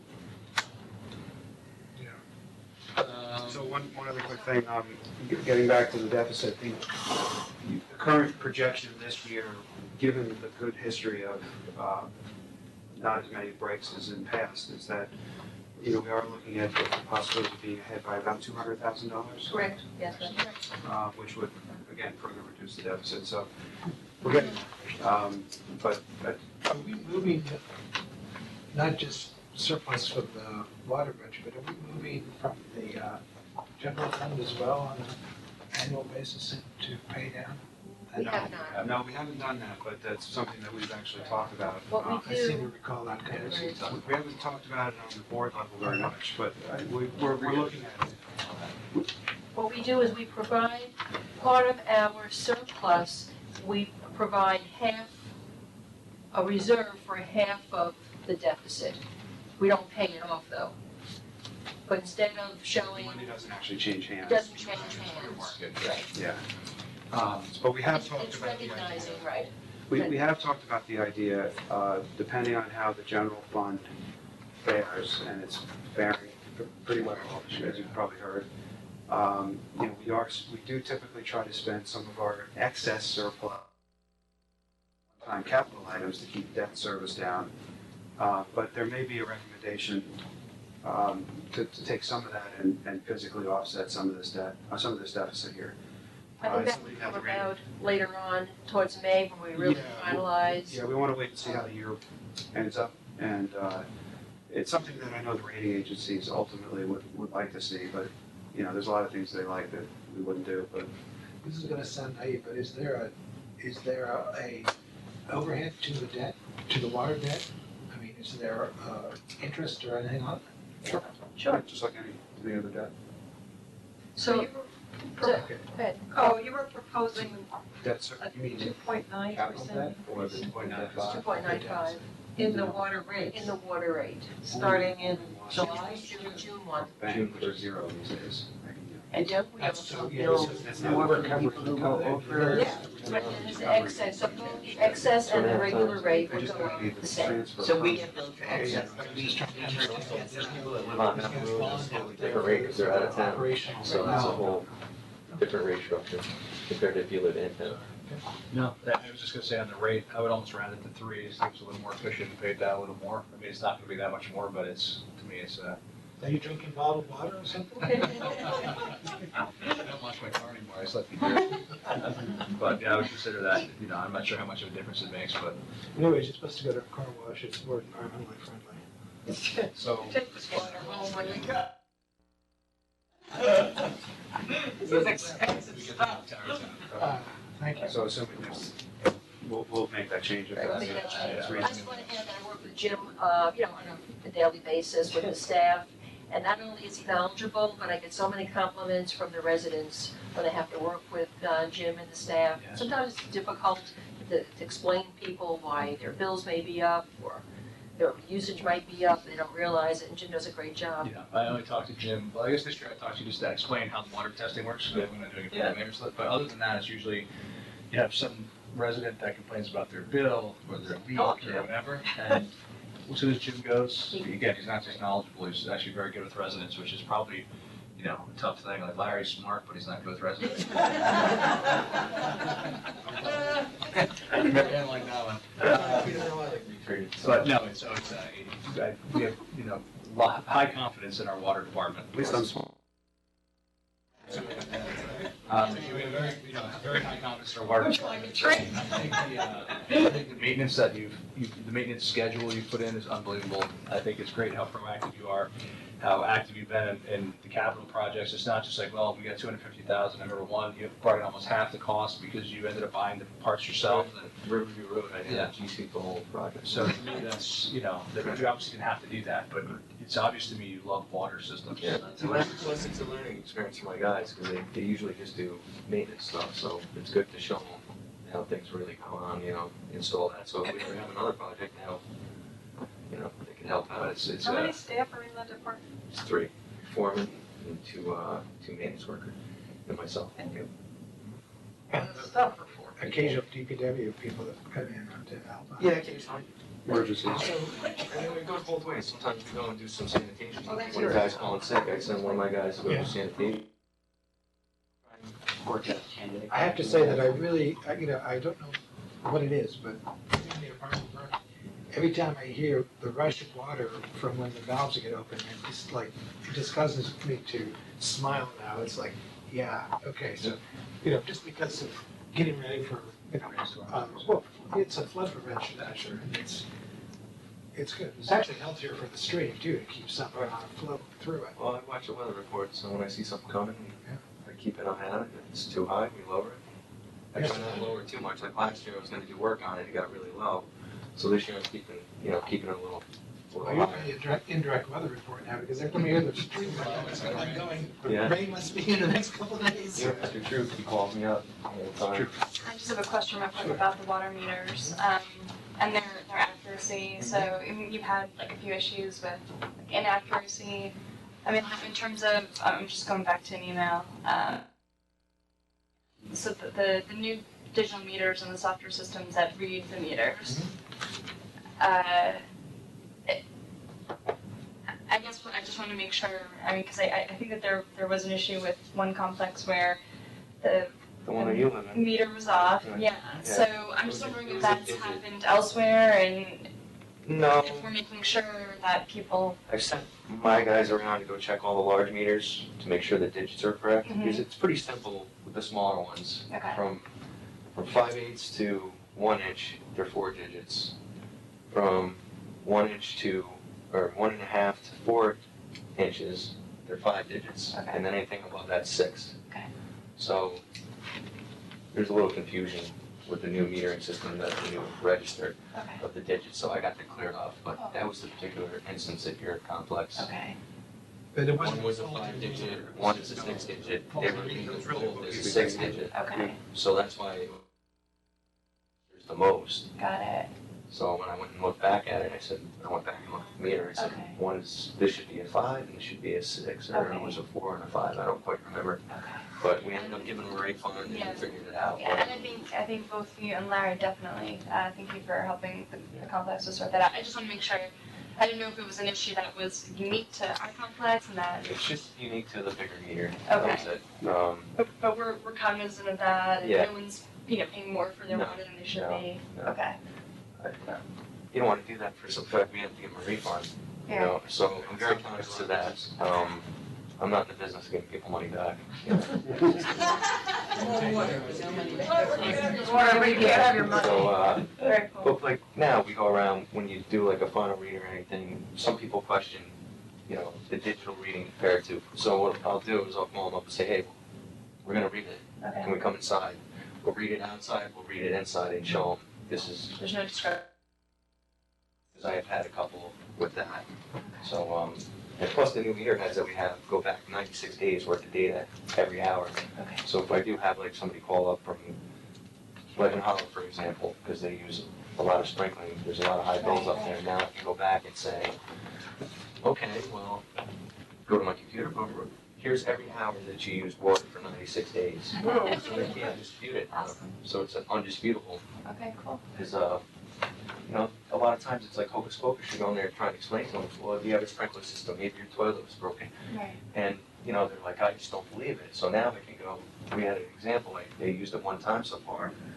And I went and said, here you go, here's your report. And they're looking at it and go, oh my God, well, the sprinkler was on every day for 2 hours. So their bill was like $7,000, but it was.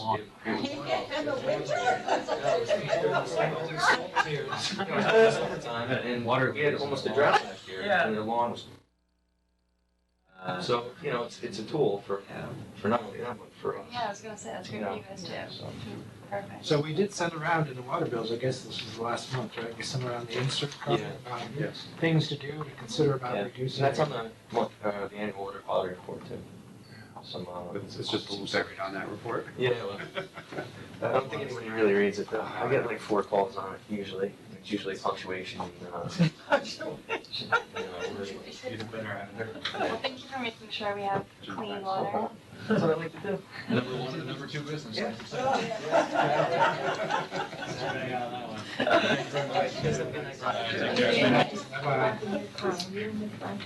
Okay, next.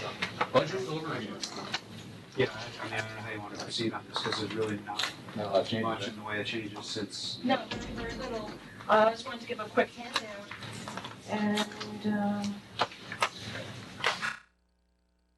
so you put in cable fund, that's one more fund that we have, there's no change in it. The cable fund, those accept. Exactly, in the back. Look at that. For our franchise agreements, there's a fixed rate that they pay, or a scheduled rate that they pay, and that's to be used for community access, basically. So those funds are put separately, there's no change in it. So, That's what I also hand down. why do we have them in, what is the cable revenue in parentheses? Because I net them against each other, so one's to make sure that they're a balanced budget. Oh, I see, Yeah. exactly. That goes in front of your books. I'm handing out a new summary page to go in the front. It replaces something else. Exactly. Oh, It okay. replaces or supersedes the last one. Right, get rid of it. So we're superseding this one. Right. So it's minor changes. It now reflects the request to put in $5,000 for building permits. We had some changes in personnel, it's reflected in most parts of the year.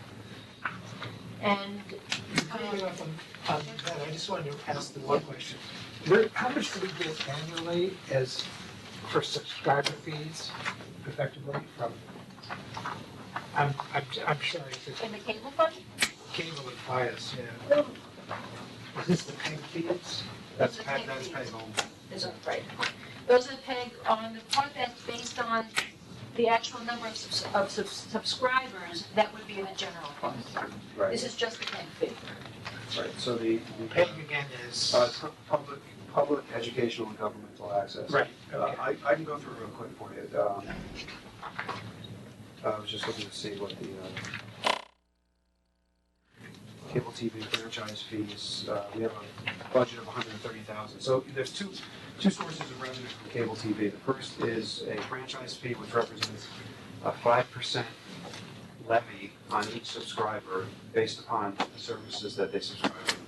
There's lots of things that aren't included in that. I don't know whether pay-per-view is. There's all different formulas for this stuff. Bottom line is we get 5% of subscriber revenue paid to us, and that goes into the general fund only.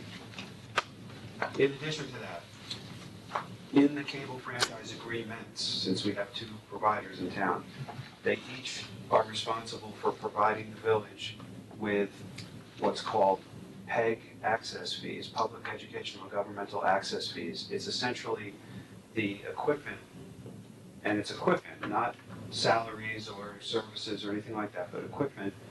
Or facilities. So, yeah, capital that are used to build out your access to the cable system so that we can put out programming, public, educational, and governmental. We don't have public access. We should have better educational access, and we currently have governmental access. That money can only be used for those purposes, and that's why it's in large part accounted for in the cable TV fund separately. The money, for example, that's been used in the current Cablevision agreement and the current Verizon agreement, which is about to expire, by the way, this year, was used to pay for the studio that the school is building, and I believe that you authorized a $130,000 transfer to offset that up to the school through an intermunicipal agreement. And then it also paid for the upgrade of the cameras and some of the new equipment that we have at our outdoor locations for filming. Those two expenditures pretty much used up our. We have a balance line in the, you just answered that, there's no balance in the PEG anymore. It's actually probably making it because there's gonna be some, we still have to receive some under the terms of the franchise agreements. But it's on the order of, did I see 9,000? Well, Was the number? yeah, annually, but over the life of a 15-year agreement with Cablevision and one with Verizon, I believe there was a total of $250,000, so approximately. And that gets, every time the contract, it's contingent, so it's renegotiated, or is that? Yeah, well, we're coming up on a renegotiation with Verizon. We've had one meeting with them so far, just as an initial. Yeah. But yes, yes, you renegotiate the item. There's not a formula, there's a process to go through to negotiate that. You have to show them your needs that you project for the future for capital expenses, for PEG access. So if we turn around and say, next 10 years, then you get zero. Then you have no negotiating position. So don't we need to have like a really major television studio at the senior center? Well, maybe. You'll be involved in all that, by the way, just to but yes. So the one thing I was wondering is, one area that I heard was reminded about is when we're down here and another group like ARB gets displaced, right, they're not getting correct taped right now. So that looks like something that would be a good thing to try to resolve if it's not in the ticket room, but upstairs in the. I mean, I don't know how big a project that is, but that seems to be an obvious one. Right. I don't think I have the ability to record. Not currently. I don't think I have the ability to record two at the same time. So more equipment. Well, right. We're out of money. So. We were talking about what to tell, Yeah, no, I know. Right, exactly. So we'll see how that goes with Verizon. Oh, good luck. Okay. Yes. Thank you. So I'm sorry. Yes, okay, on the overview, I'm gonna work a little bit backwards. We have, we're under the cap by 87,000. So, this has been, really have to say, an unusual budget with such, where the cap was 0.12%, nearly flat. So it was a difficult budget, but I have to say we were fortunate to have some areas that had budget decreases, some areas that had increases. And we'll be using half of our rollover from the prior year's cap. Because we were under. We had 183,000, we'll be using about 95,000 of it, leaving us half, 87,000 for future budgets. So. Everyone on board with that? We're using half of the rollover, okay, To have this, to get Correct. to this, for next year. So we'll be able to appropriate that okay, so amount because this is next year. under the cap, that's Right. basically, we could park that for next year. Correct. Great, Right. great. Otherwise, we'd be looking at, just, I don't know what to expect, but we have the lowest cap on record. The budgets after us had a slight increase.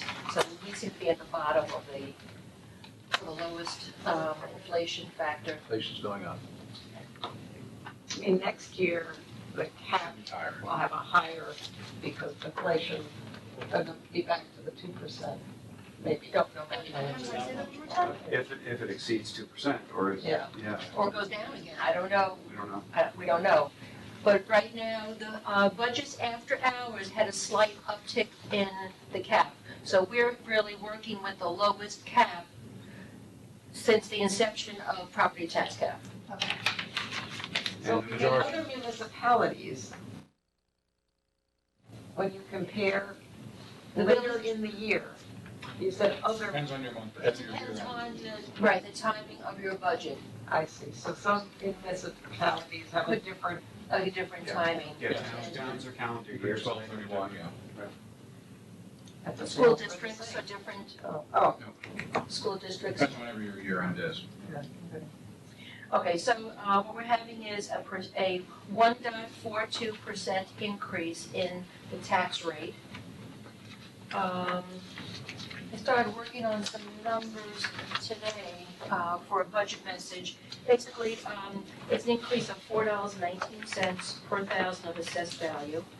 If you have a property assessed at, let's say, $20,000, with this tentative budget would represent an increase of $84. Wow.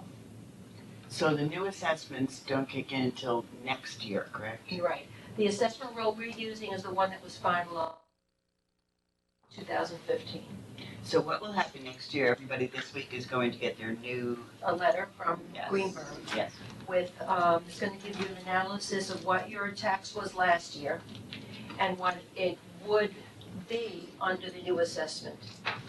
I was actually speaking to the assessor, Edie McCarthy, today, which is well, it's just really a function of the tax rate. The tax rate will be down considerably if she froze, let's say there were no grievances, no one challenged it. If she froze the rate today, our tax rate would go down from, you can see it's 2.98 per thousand, $298 per thousand. It would go down to $7 per thousand because your assessed values would be closer to market. so You what, see what I'm saying? yes. Can you try that again? I'm totally confused. It's just a, So that an increase in assessed value is not necessarily going to mean that people's actual tax No. owed is going to balloon. Correct. Right. Our levy is the levy. We don't change it based on anything. It's just the distribution of it. And if your value goes up, the tax rate will go down. And some people thought like there'd be more revenue for the village or the No. school. Mhm. It's, our number's at 13,695. If if your house doubles, you're gonna probably pay, not twice as much, you'll pay more, it goes down, but we're still taking the exact same amount. but it's not just as simple as saying it doesn't No. double, it's, No. what does it do in relation to everyone else? And, Because everyone's house, everyone was assessed at about 3 or 4% of what it was really worth. Right. So everyone's gonna go up from 3 or 4% up to 100%. Yeah. So everyone's gonna go up by 20 times, you know what I mean? Or 10, 15 times, whatever it is. The issue is, if yours goes up 30 times, that there's gonna be a difference. But it's well, you've heard it all before, it's a zero-sum game. So, in theory, if everyone is assessed correctly, Properly net, right. if everyone was assessed correctly before the revaluation, and everyone's property value, everyone's assessment showed up as $10,000, we multiplied that by a certain tax rate, you paid a certain tax, and that was the end of the story. Now that $10,000 which appeared on there, which is circa 1955, now should say $1 million. So now the tax rate's gonna go down by that same factor. So you'll still pay the same I've tax. got it now, because Right. the tax isn't Right. changing. What the problem is that everyone, that assumes that it's Levittown, Long Island, everyone's got the same house, one next to another, right? If, in that example, if the same house sitting right next door to each other, one's assessed at 10, one might have been assessed at 12 or 8 or 5, depending on the dispersion. So those people are all gonna end up at $1 million. They're all worth the same by the end of the day. How you got there is the issue, and that's whether you're going there from being under-assessed originally, or whether you're going there from being over-assessed originally. That's the differential between you and your neighbor, So, in theory, if everyone was correctly assessed before the process, and they're now correctly assessed after the process, you'll be paying the same exact tax. But that's not the right assumption, because we all know everyone was not assessed correctly. If you were assessed under, you'll now be paying more. If you were assessed over, you'll be paying less. I mean, But it's not a function of it's not so much a function of the actual dollar assessment that everybody's going to get, because everybody's is going to change, but the relation between them. So if Right. I was undervalued more than you were, I'll be paying less proportionate taxes, but concerned that this new assessment is going to mean their tax rates are going to go up 20 times, and that's not necessarily the case at No, all. because everyone's going up 20 times. So the thing, what I believe the town is doing, and you should be seeing the letter showing up in your mailbox any day now, is they're gonna be sending you a comparative tax bill. They're gonna show you what your tax bill was last year, and then if you assume that all of those governments are still raising the exact same amount of money, okay, just to keep things steady, they'll show you what your new tax bill will be for the following year. If you were properly assessed before the revaluation, that number would be identical. If you were under-assessed, it'll be higher, and if you were over-assessed, it'll be lower. The degree of which varies greatly from person to person, and that's the unfair tax system that we had prior to this, because everyone was assessed differently for the same value property. Thank you. This year, in any case, right, that would start for 2017. Yeah, we're not using the new assessments now, no. And by the way, I also called up about the tax rebate checks, and I was informed that they have until the middle of May to send them out, and that statewide, only about half of them have gone out. Oh. And it started back and forth. So it's totally random Okay, when you get yours. that everyone was able to text me has gotten. I'll be there, we're just holding yours just to. That's what I was told too, yeah. It was all Brian's fault. It's my fault. Put a kibosh on it. Okay, so if there are no changes to anything discussed No, in the past or.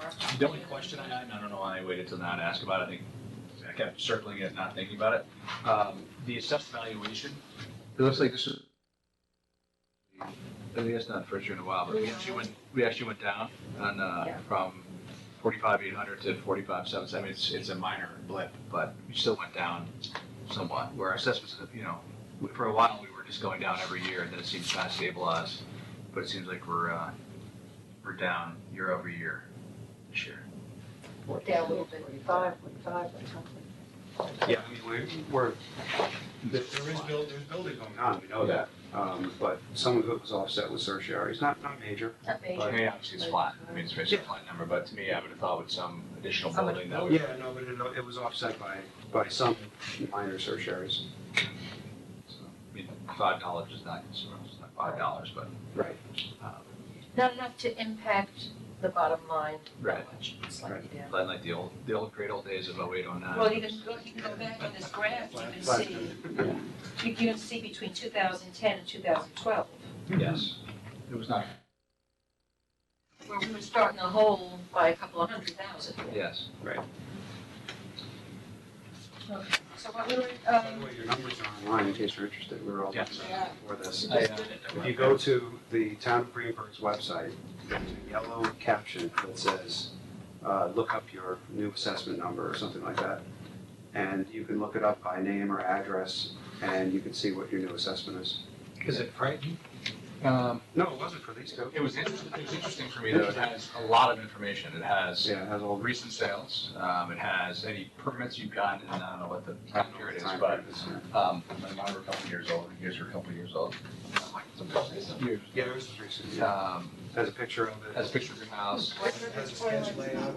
sketch layout with the measurements, so that's what you can really Who check. access that? Greenberg government, or. Yeah, greenbergny.com. Cool. So it's, it shouldn't be scary. I mean, I think you gotta see if you think it's in the ballpark. You can look up anybody, you don't have to put your fingerprint on No, there. you can look up anybody, so They you. have a link to comparables too, so. Yeah. That's what I was gonna ask. Yeah, yeah, I mean, we didn't explore any of the comparables, but, because that would be really diving too deep for us, but. But, You can look at it, you can, if you're curious to see what, what's the name of the company again? Tyler Technologies. Tyler Technology says your house is worth, you can, go check it out tonight, right now, as we speak. But it doesn't show the comparative taxes, so that letter that's a big coming will piece. be interesting, you know? So, this is probably the most important piece of information, It but is. it doesn't show you the effect. Yeah. But if you're curious what someone else's home is worth, you can also do that, so have fun. But overall, again, Brenda, Larry, staff, I thought you guys did a great job presenting this to us. Very much so. It was nice to just turn out the whole and we kind of dug ourselves out of it somewhat. Yeah, it was a little tricky. Yeah, hopefully we have lots of movie revenue again next year. It's early. Scott, I can tell you that, a couple of the other Greenberg buildings are planning on overriding their cap. At least one or two others, have some carryover significant like we did, and so they probably won't need to. But there's some that had almost no carryover, in which case they're working with, $10,000 or $20,000 worth of revenue. So they have to override. Wait, they're working with, They're working with very little tax carry. oh, I see. We have a carry forward. Right, There are some communities that have no carry forward, I got it. where they did not store anything up. They splurged. Well, everyone's got their own situation, so, but we're fortunate, I think. But I think that it seems like, a responsible budget. We did increase the fund balance some, but our overall fund balance went up quite a bit, so I think that that's appropriate. Again, we're basically refunding money that we overtaxed the previous year, and using some of it to kind of smooth it. We're truly going to a deficit. Our fund balance is still growing, so. Exactly. And, overall, below the cap, I think more importantly, our overall rate, to me, is what I consider a true rate of inflation. Anything to me under 2% is a very reasonable tax increase. As I've said before, I'm not a big believer in CPI. I think it states, especially healthcare. So that was the biggest chunk for us, was about 7.5%. Healthcare and then our workers' comp. Yeah. That's gone up, it will be about a 15% increase this year.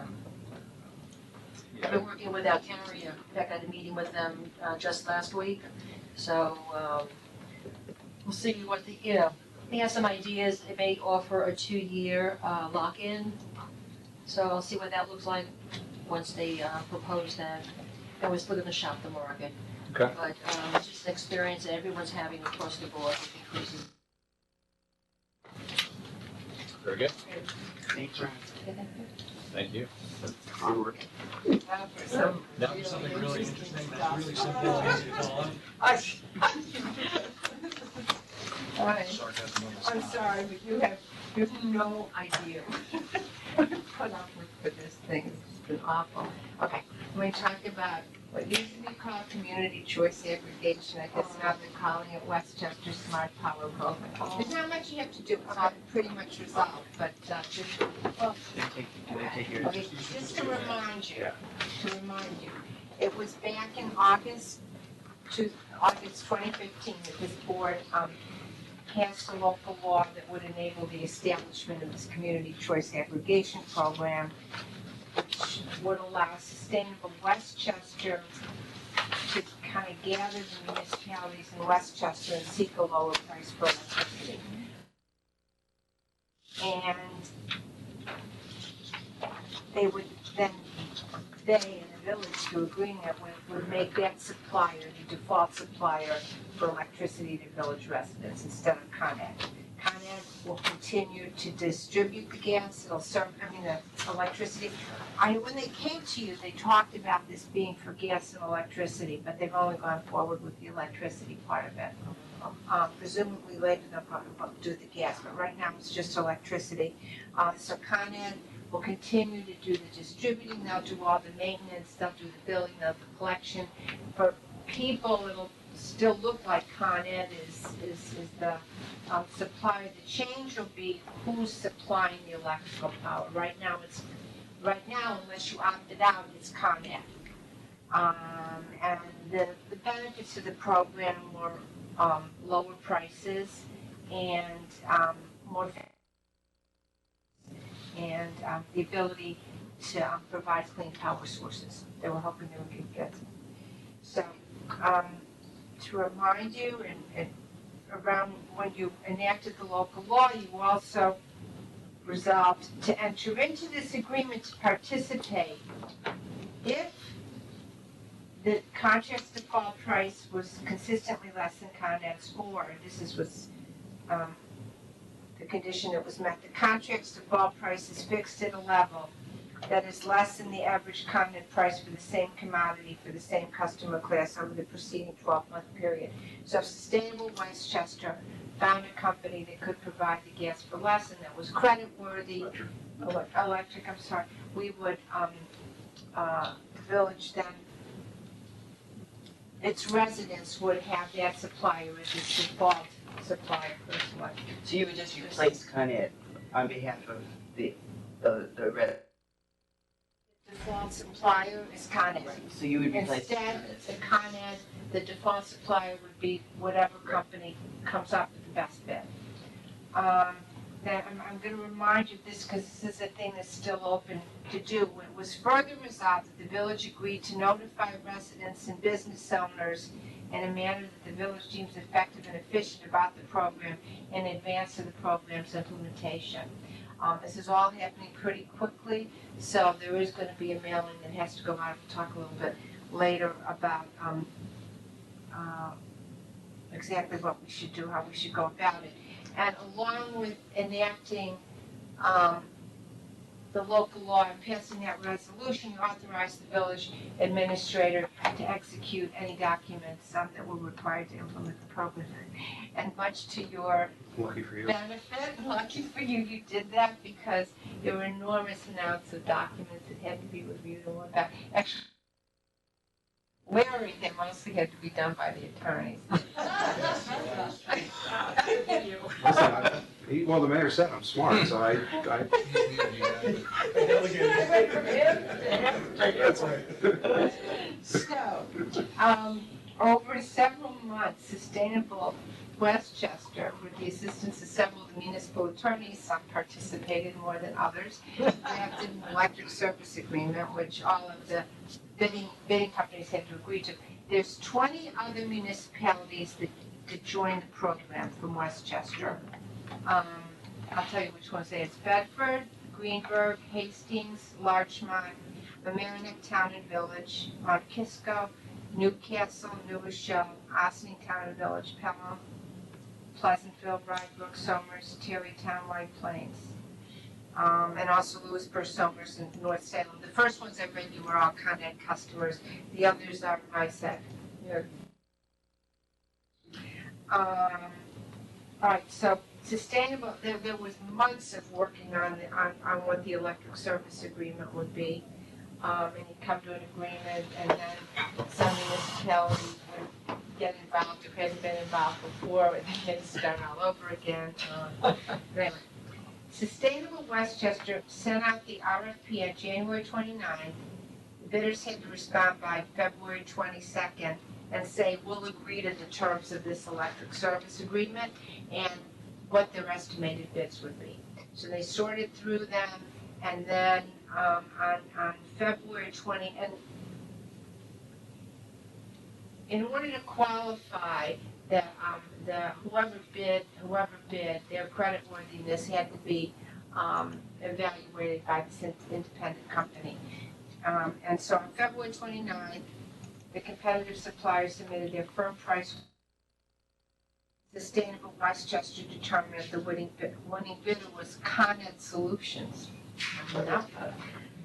And here's, just, I'm gonna give you the prices, just because you'll see why these numbers are too hard to read. I mean, they're easy to read out loud, but they're hard to comprehend. So you see the You're missing the bottom line statement, though, which was that the green energy component. I didn't get into it, Mark. Don't You bring the take all punchline. my punchline. It's on here. She did all this work, she gets to deliver the It's punchline. on here. So Con Ed, I highlighted the significant. Con Ed's price, the average price over the last year was .08092. And then what Con Ed Solutions offered was for the, what they call brown, not green, is .07381, and for the green, 076. It's, less than a penny difference, but somewhat different. And not much difference between the green and the brown, and both of them are lower than the Con Ed price.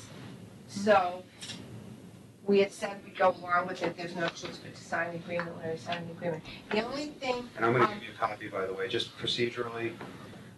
I sent a copy of a previous, an MOU or something, or whatever that Yeah. indivisible thing was that I signed.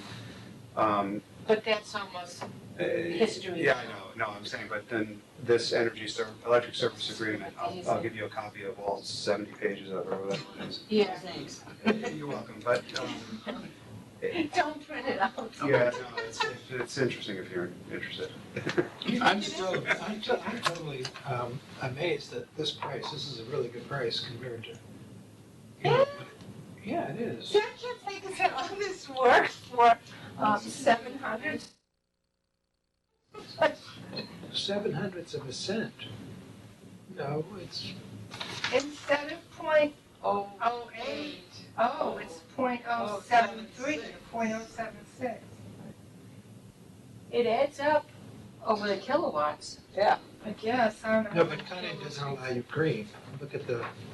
Yeah, right, no, I mean, if you compare it to the brown power, sure. Yeah.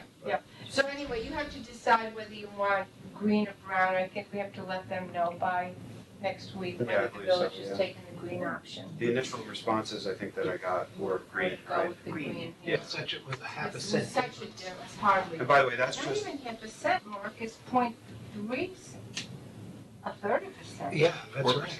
Huh? It's a third of a cent. And it's 5% savings over the green one's 5% savings still. 5% over the current, and the other one is 6 or something percent. The two, but it's less. But it sounds like they say it was only 0.3 of a So cent. these prices are fixed for 2 years. This price will be fixed for 2 years till then, starting May 2016. Now, one of the things that I had to kind of work hard on was to make sure, the way that the electric service agreement was written, it would not give the option to people who are currently not with Con Ed, even though they agreed to it. I guess most places hadn't focused on that much, but it's all agreed to, so that the non-Con Ed customers can opt in. The but- people that already have the ESCOs. Right, but they have to be careful though, if they have their own contracts, right? Right, because they. right, if they have a contract, it could be a termination fee, Right. but whatever. You're gonna have to let them know that, but I kinda understood the village wanted to let everybody know what was Yeah. going on before they get the letter. What happens if somebody is using an ESCO and there is some type of termination fee? Are they held harmless, or does the Nope. village absorb that? Well, how's that fair to them? They don't have to change. I They signed don't up have for to one. change. Yeah, you say. You just arbitrarily, That's if the you risk. want. It won't be their default. It's only the default for the people who do have Con Ed. Right, I understand. And if you're with an ESCO, Right. you can just stay with the Oh, I see. ESCO. I thought everyone was being forced to switch Oh, up. no, to- no, no. Okay, got it. No. Actually, that's a lot of the misinformation that's out there. Okay. People think that the village is choosing everyone's electric supplier, and we're Well, it's only the people who had the default And I supply. believe the percentages in I've got the Irvington, it was exact about, numbers actually. it was like 24%. 24%. Irvington has 1,820 default supply accounts. Right. From Connex, and 432 ESCO supply accounts. So out of the whole population, 24% had made a choice. I did that, I don't know if I did it for electrical or gas, now I've gotta go look at my bill. I have one, I want to Con Ed Solutions. So do I. But does that count as kind of? It's not. No, it's Con Ed Solutions. But What I'm rate wondering do you if you're right. have? Do you know what you were? It's not this good. Yeah, no, I don't know what it is. No, it was bad. I was We're annoyed. definitely paying them. But it was the better one, the best one I could get. Yeah, I have Con Well, Ed that's why. I have Con Ed Solutions as well. The question is whether you have a contract, how long a No, contract. I know, I have a year, it's an So annual. then are you paying more than the Con Ed rate? I have to go look, but I think I'm paying more than the Con Ed rate, yes, because it's green. Yeah. oh, cause you're. I have to go look at the rate now because I don't remember. I don't remember, I couldn't even guess. Yeah. Because it changes from year to year, the rate, and month to month, the rate actually does change, and if you're at the end of your contract and have to renew, you sometimes are looking at not the best rates. Yeah, yeah. So I guess anyway, it's gonna have to, a letter's gonna have to be sent to Since everybody we're affected by it.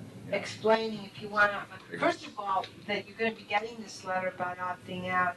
Like, I suggest when Larry writes, because he's so smart, and writes clearly. You guys are just battling the tasks with compliments. The letter that Sustainable Westchester wrote was so damn hard to understand. They talk in this energy speak, you know? Yeah, it's pretty. Maybe it's just me, but Do we have to this- send theirs this out? this is the one No, that's there's gonna, that, yeah, the Village of Irvington joined the nonprofit Sustainable Westchester Buyers Program to aggregate the electricity load of the residents and small businesses receiving their electric supply from the local utility. I have to give you mine. You lost it. That's right. This whole thing was energy speak. It's just, which is it's a different language. Was that, were any of you on the board when we were doing that thing? What was that thing? No, I don't think they were. Which thing? With Nikki Coddington, Yes. that there was another energy company. Oh, that was Wendell. Energy Performance Group. Right, right, that's right before we got on. Yeah.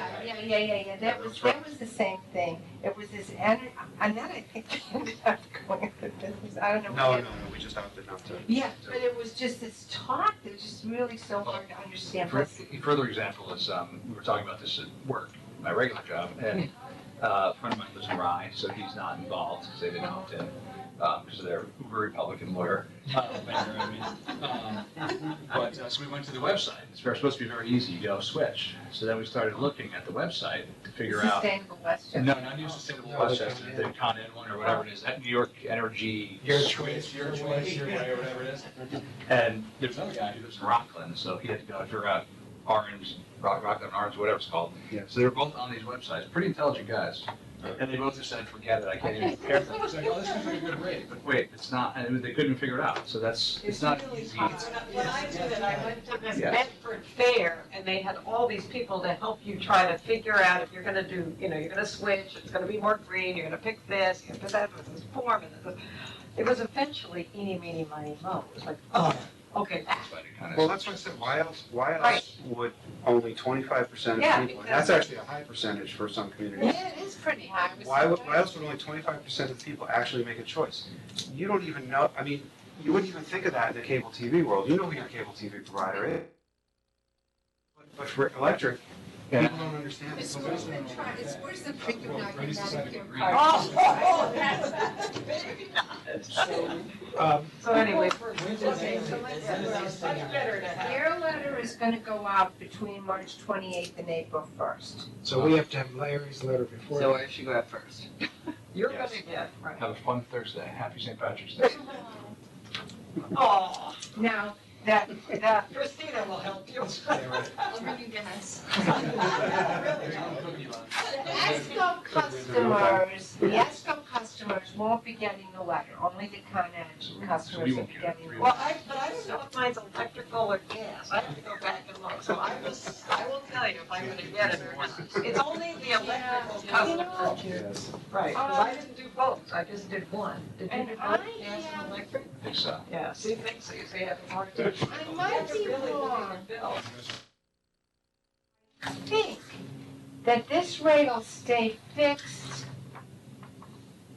throughout the 2-year period. That's what's good about it. Yes, 24, I think Well, no, for the people who have it. I But, understand. but originally, the way this thing was formulated, the bidder could have a different price for people who opted in later. But it doesn't seem so, that like, you have. so for, Oh, for the two of us that are already in a contract, Right. hypothetically, 9 months from now it expires, I can. I'm pretty sure. I'm Well, not that's gonna not swear, that but I'm uncommon, pretty because you sure. go in at, That's what I mean, the contracts change monthly based on. the energy futures. Yeah, exactly, it's gonna be kind of the solution. Yeah, right. In the pipe.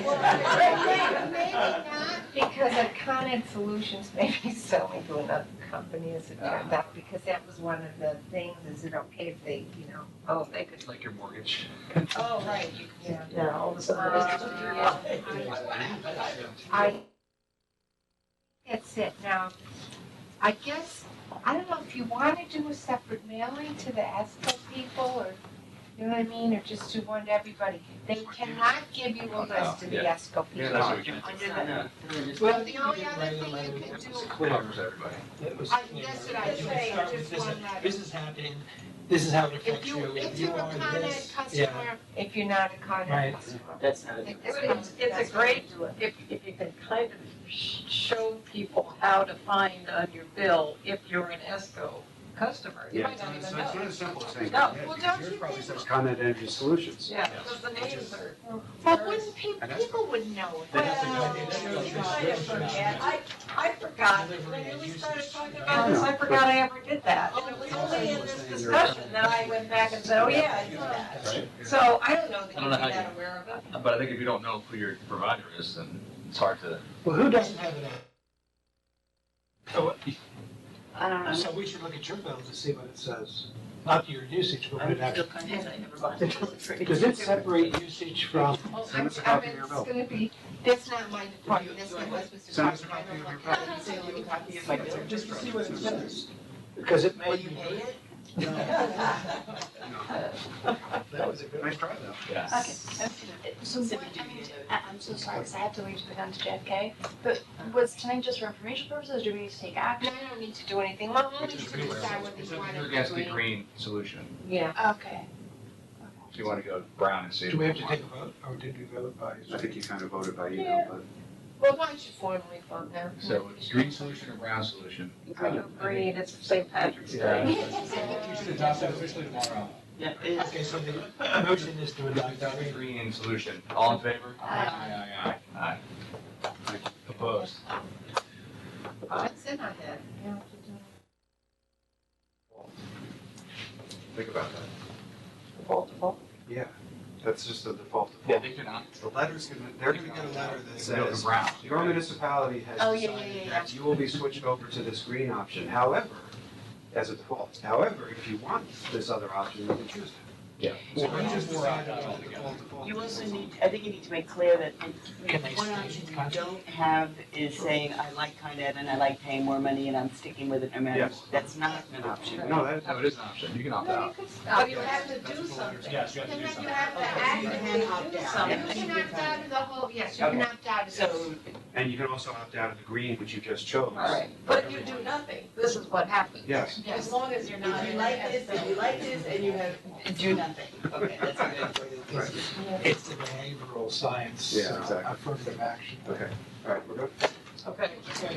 We have another. We'll make the motion to, no, I mean, the motion to adjourn to executive session regarding personnel matter. Okay. I got a second, all in favor? Aye. I'm so used to